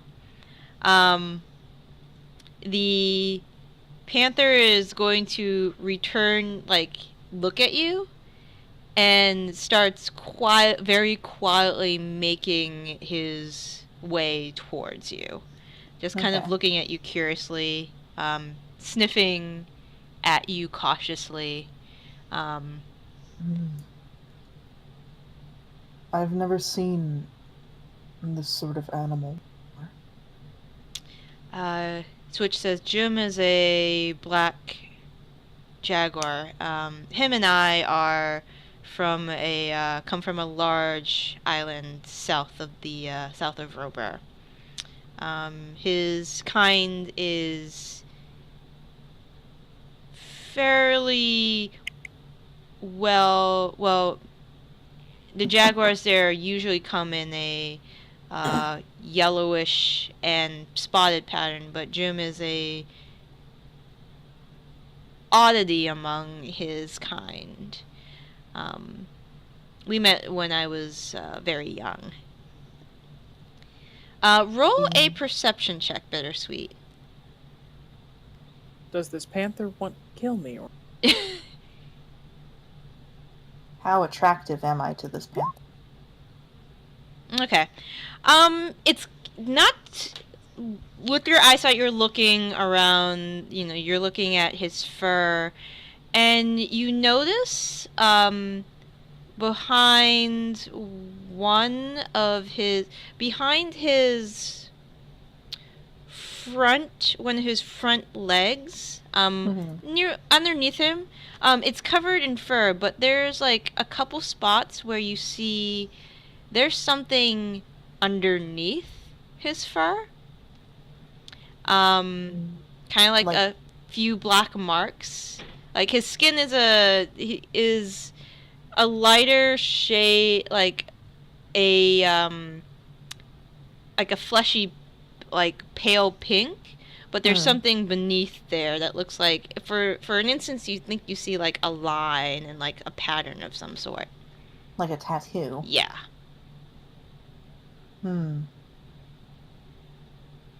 Your cat, he has strange markings. Are you referring to his spotted pattern or something else? No, here, under his fur. Oh, yeah. It is a tattoo. And she'll turn her arm around, palm up, and you see on her arm, there is a cat-like tattoo. We have a certain connection. Let's just say that. But we both received our tattoos at the same time. At this point, Chambers comes back in, and she is carrying several trays. Gypsy has come out from the kitchen, and she is, putting down plates and setting up the table really quickly, nodding to each of you as she puts down settings. You hear a very large crash come from the kitchen, and Gypsy immediately puts down the plate she was arranging and immediately books it to the kitchen. You hear several other bangs. There's a brief roar of fire. Cat Oh, Jesus. Cat begins swearing, loudly and furiously, and then it quiets down in 2 minutes. Switches cocking an eye. Do we need to help them? Oh, they've got it. It's fine. Bittersweet has not even looked up. Raine, do you want to see what happened? Raine? She's away from the computer. Yeah. She is Oh, AFK. okay, I see. She's Oh. AFK. Okay, I did not see that.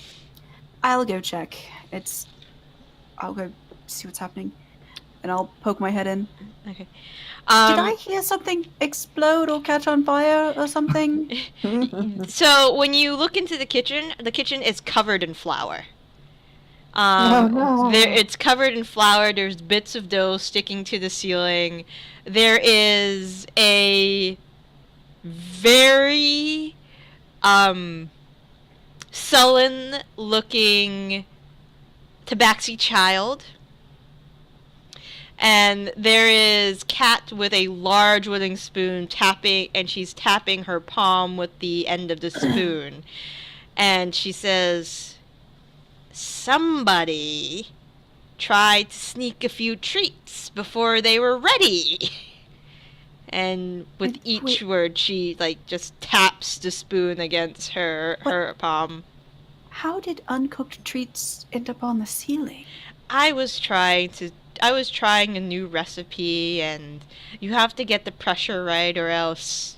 She gestures to the kitchen. This happens. Okay, well, Halls, can you come with me for a moment? Halls shuffles her feet and I pick some of the dough off of her like forehead, like okay. Now, and I'll kind of like take her out of the kitchen. I don't really mind that you steal pastries. It's not really that much of a problem. However, perhaps going forward, we should hold it only to things that are already cooked. Okay. I'm sorry.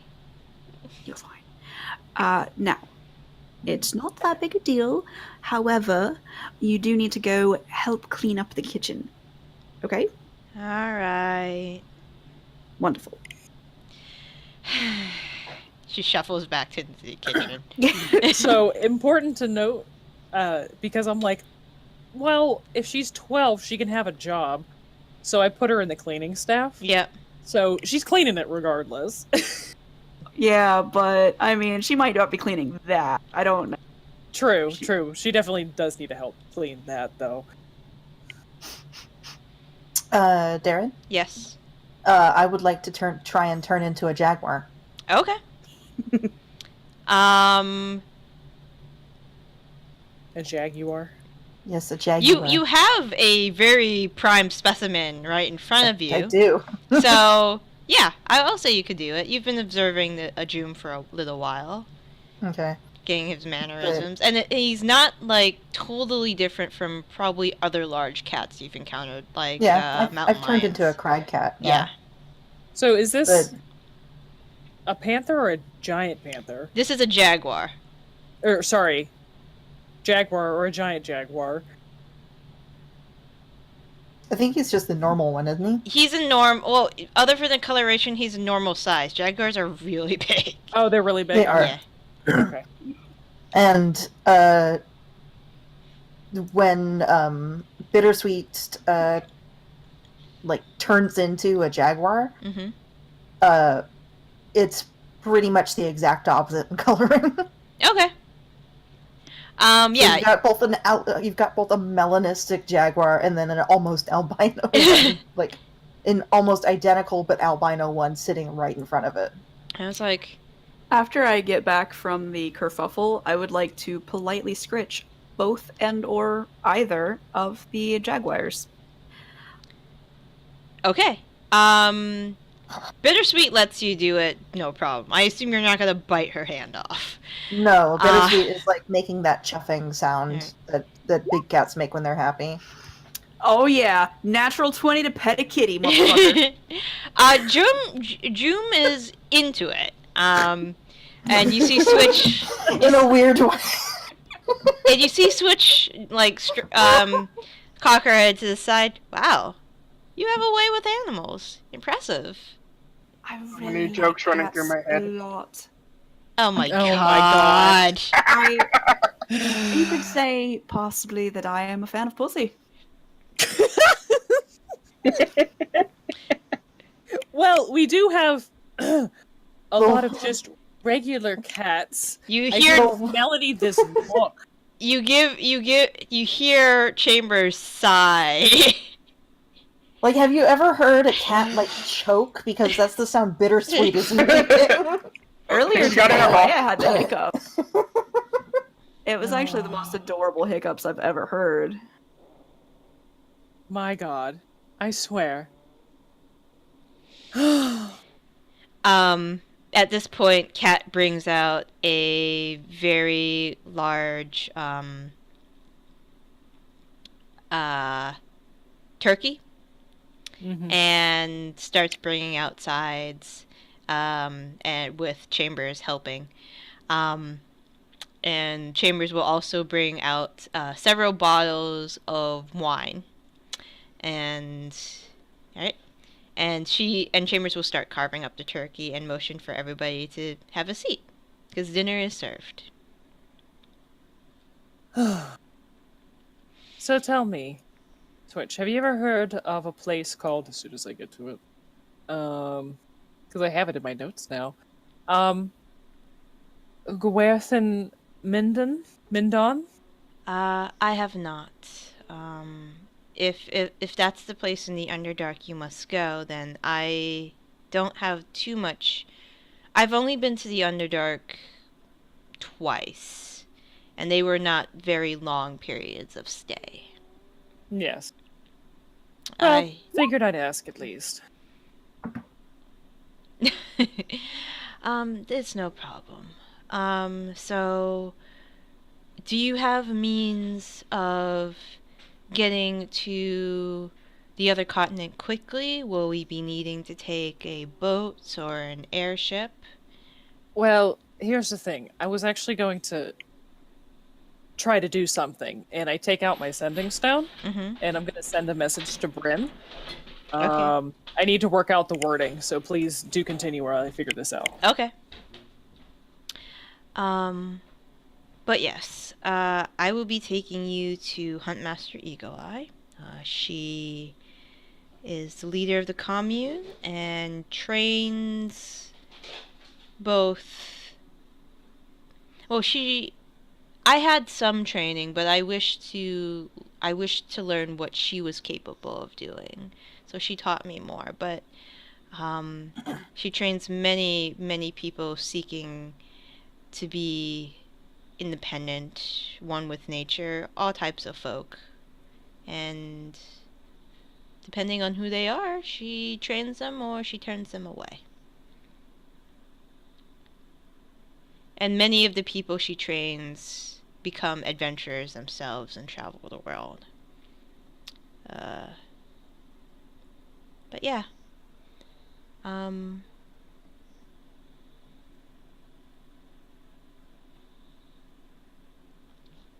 At this point, Chambers.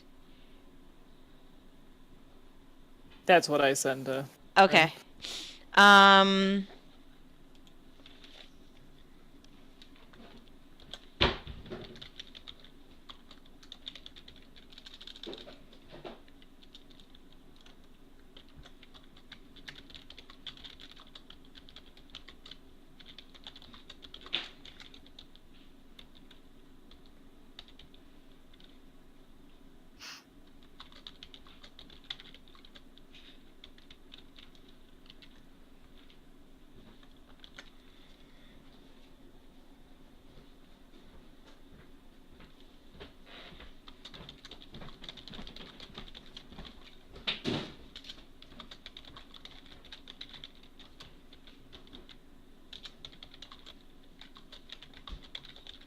Uh, 1, 2, 3, 4, 5, 6, 7, 8, 9, 10, 11, 12, 13, 14, 15, 16, Yeah, I know I had to 17, do that 18, too. 19. Counting.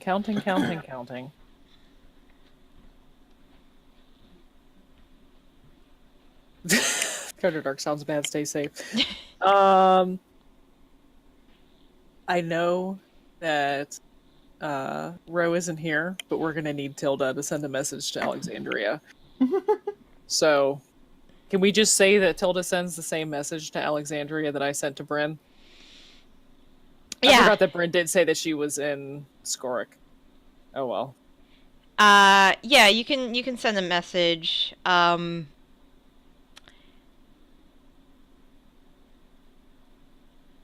Alexandria will say, why don't you just use a teleportation circle near Valido? None of us can. We can maybe pay somebody to do it. Yeah, we could. I'll ask Tilda, how much do teleportation circle services cost? I need to take this fucking spell as soon as I can. For the heroes of Leona. For the heroes of Leona. Well, typically they Typically, it costs 150 gold. That's it? Per person? Or is it just straight? What's the group? Just straight if you are willing to wait in the queue. No. If it's significantly more if you want to jump in front of the queue. Because of your status in Leona, it can probably happen really quickly. But it's probably going to, because usually you have to like wait, at least gives like 2 weeks notice for using a circle of teleportation if you're not capable of using it, to hire somebody to do it. Then you're looking at about maybe, seeing that costs have come up since the whole like thing. You're looking at like 300 gold in total. That's nothing. I'll pay it. I don't Okay. give a shit. Okay, but yeah, you can book somebody to teleport you to the teleportation circle outside of Fort Granite. Okay. We can do that then. I need Okay. to take at least one more level in Bard, and I can grab Teleportation Circle, because I don't really have anything else on my hit list. Because I'm just looking at all the ways that we need to get, like all the transportation options. I'm like, I need to fucking take one of these. Like, I don't care if it's transport via plants, teleport, circle, wind walk, something. We need something. How high a spell can Bittersweet cast? They can't cast the teleport via plants or whatever, right? I don't know, not yet. Is that a 5th level spell? It's a 7th level spell. Seventh? no. Oh, that's gonna be Jesus, a long no. time. Okay. Yeah. So Bittersweet will. Yeah, I was just looking at this yesterday. Bittersweet is never going to be able to cast 9th level spells, I think. Oh, it's a 6th level spell. I lied. So it's not that bad. Right, because you took the dip. Yeah. Um, let's see. Yeah. Does anybody else want to do anything during the dinner? How long are we going to have to wait for these potions? During the dinner? Yeah. He didn't really give her a time frame, but she can probably whip something up in a couple of days. Yeah, a couple of days would be ideal, because I don't want to wait weeks for this. We would have a second conversation saying, "Hey, fast as you can! Haha, here's some money." Like I said, I don't know how close we're following the stronghold rules, but it's like every week you can get 4 potions from the garden and 2 from the poisoner's grotto.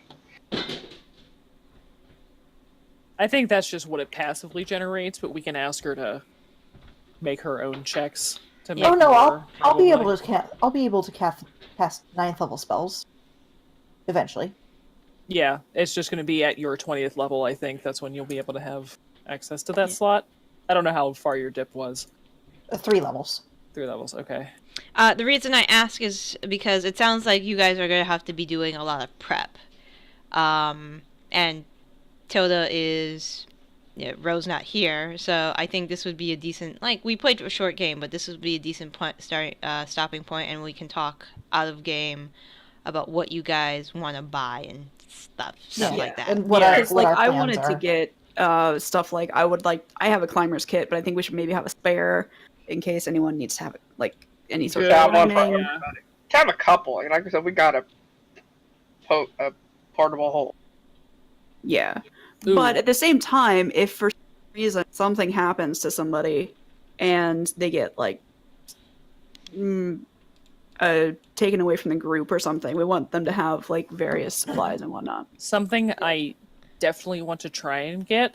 I have gold to spend, and I do not mind spending gold on this, especially if I can give the scroll to Tilda and she can learn it. Teleportation circle. Because we're going to need a way to get out of there, and I don't think we are going to want to walk back out. I do have 2 potions of climbing. I didn't mention them because I didn't think they'd be coming up, but they might be. Okay. So, as out of character, as someone who fucking loves the Underdark setting. Oh, so do I. Yeah, I love the Underdark. Like, I grew up on, like, the Dark Elf trilogy, and it's just like, potions of cure disease, 100%. Mm-hmm. And if we can get it, a wand of spider climb. Smart. Yeah, that's a good idea. All right. Yeah, I'm fine with calling it an evening. Yeah, I have to see what's available to you guys in the region as well. Cause I am willing to pay for this. I know you're willing, Okay, so but we'll see. I know the body may not be able, but the mind is willing. okay. So Yeah, I'll look what's available now. 6 months have passed. You know, there's been some good cleanup done in Valido, so we'll see what you'll be able to get. And I have to roll Well- a couple of tables. And where we might even be able to find one where yeah, like Fort Granite or something. because they might have more available since, they haven't exploded lately to my knowledge. No, 'Cause- not lately. I'm sure we could get, since we'll have spell slots available, we could get Tilda to send sending spells to people who are back in Fort Granite to see if there are any teleportation circles, spell scrolls Mhm. that we can buy. Because, like I said, I'd be more than willing to buy one. Then giving it to Tilda and say, study! Though, what level spell is it? How long It's will it fifth. take? It's a 5th level spell. So it would take her 5 hours. Wait, what? Teleportation? Is it fifth? No, not teleport. Teleportation Oh. circle. Teleport is a 7th level spell. Teleportation circle is a 5th level spell. Okay. Yeah. Okay. Sounds good.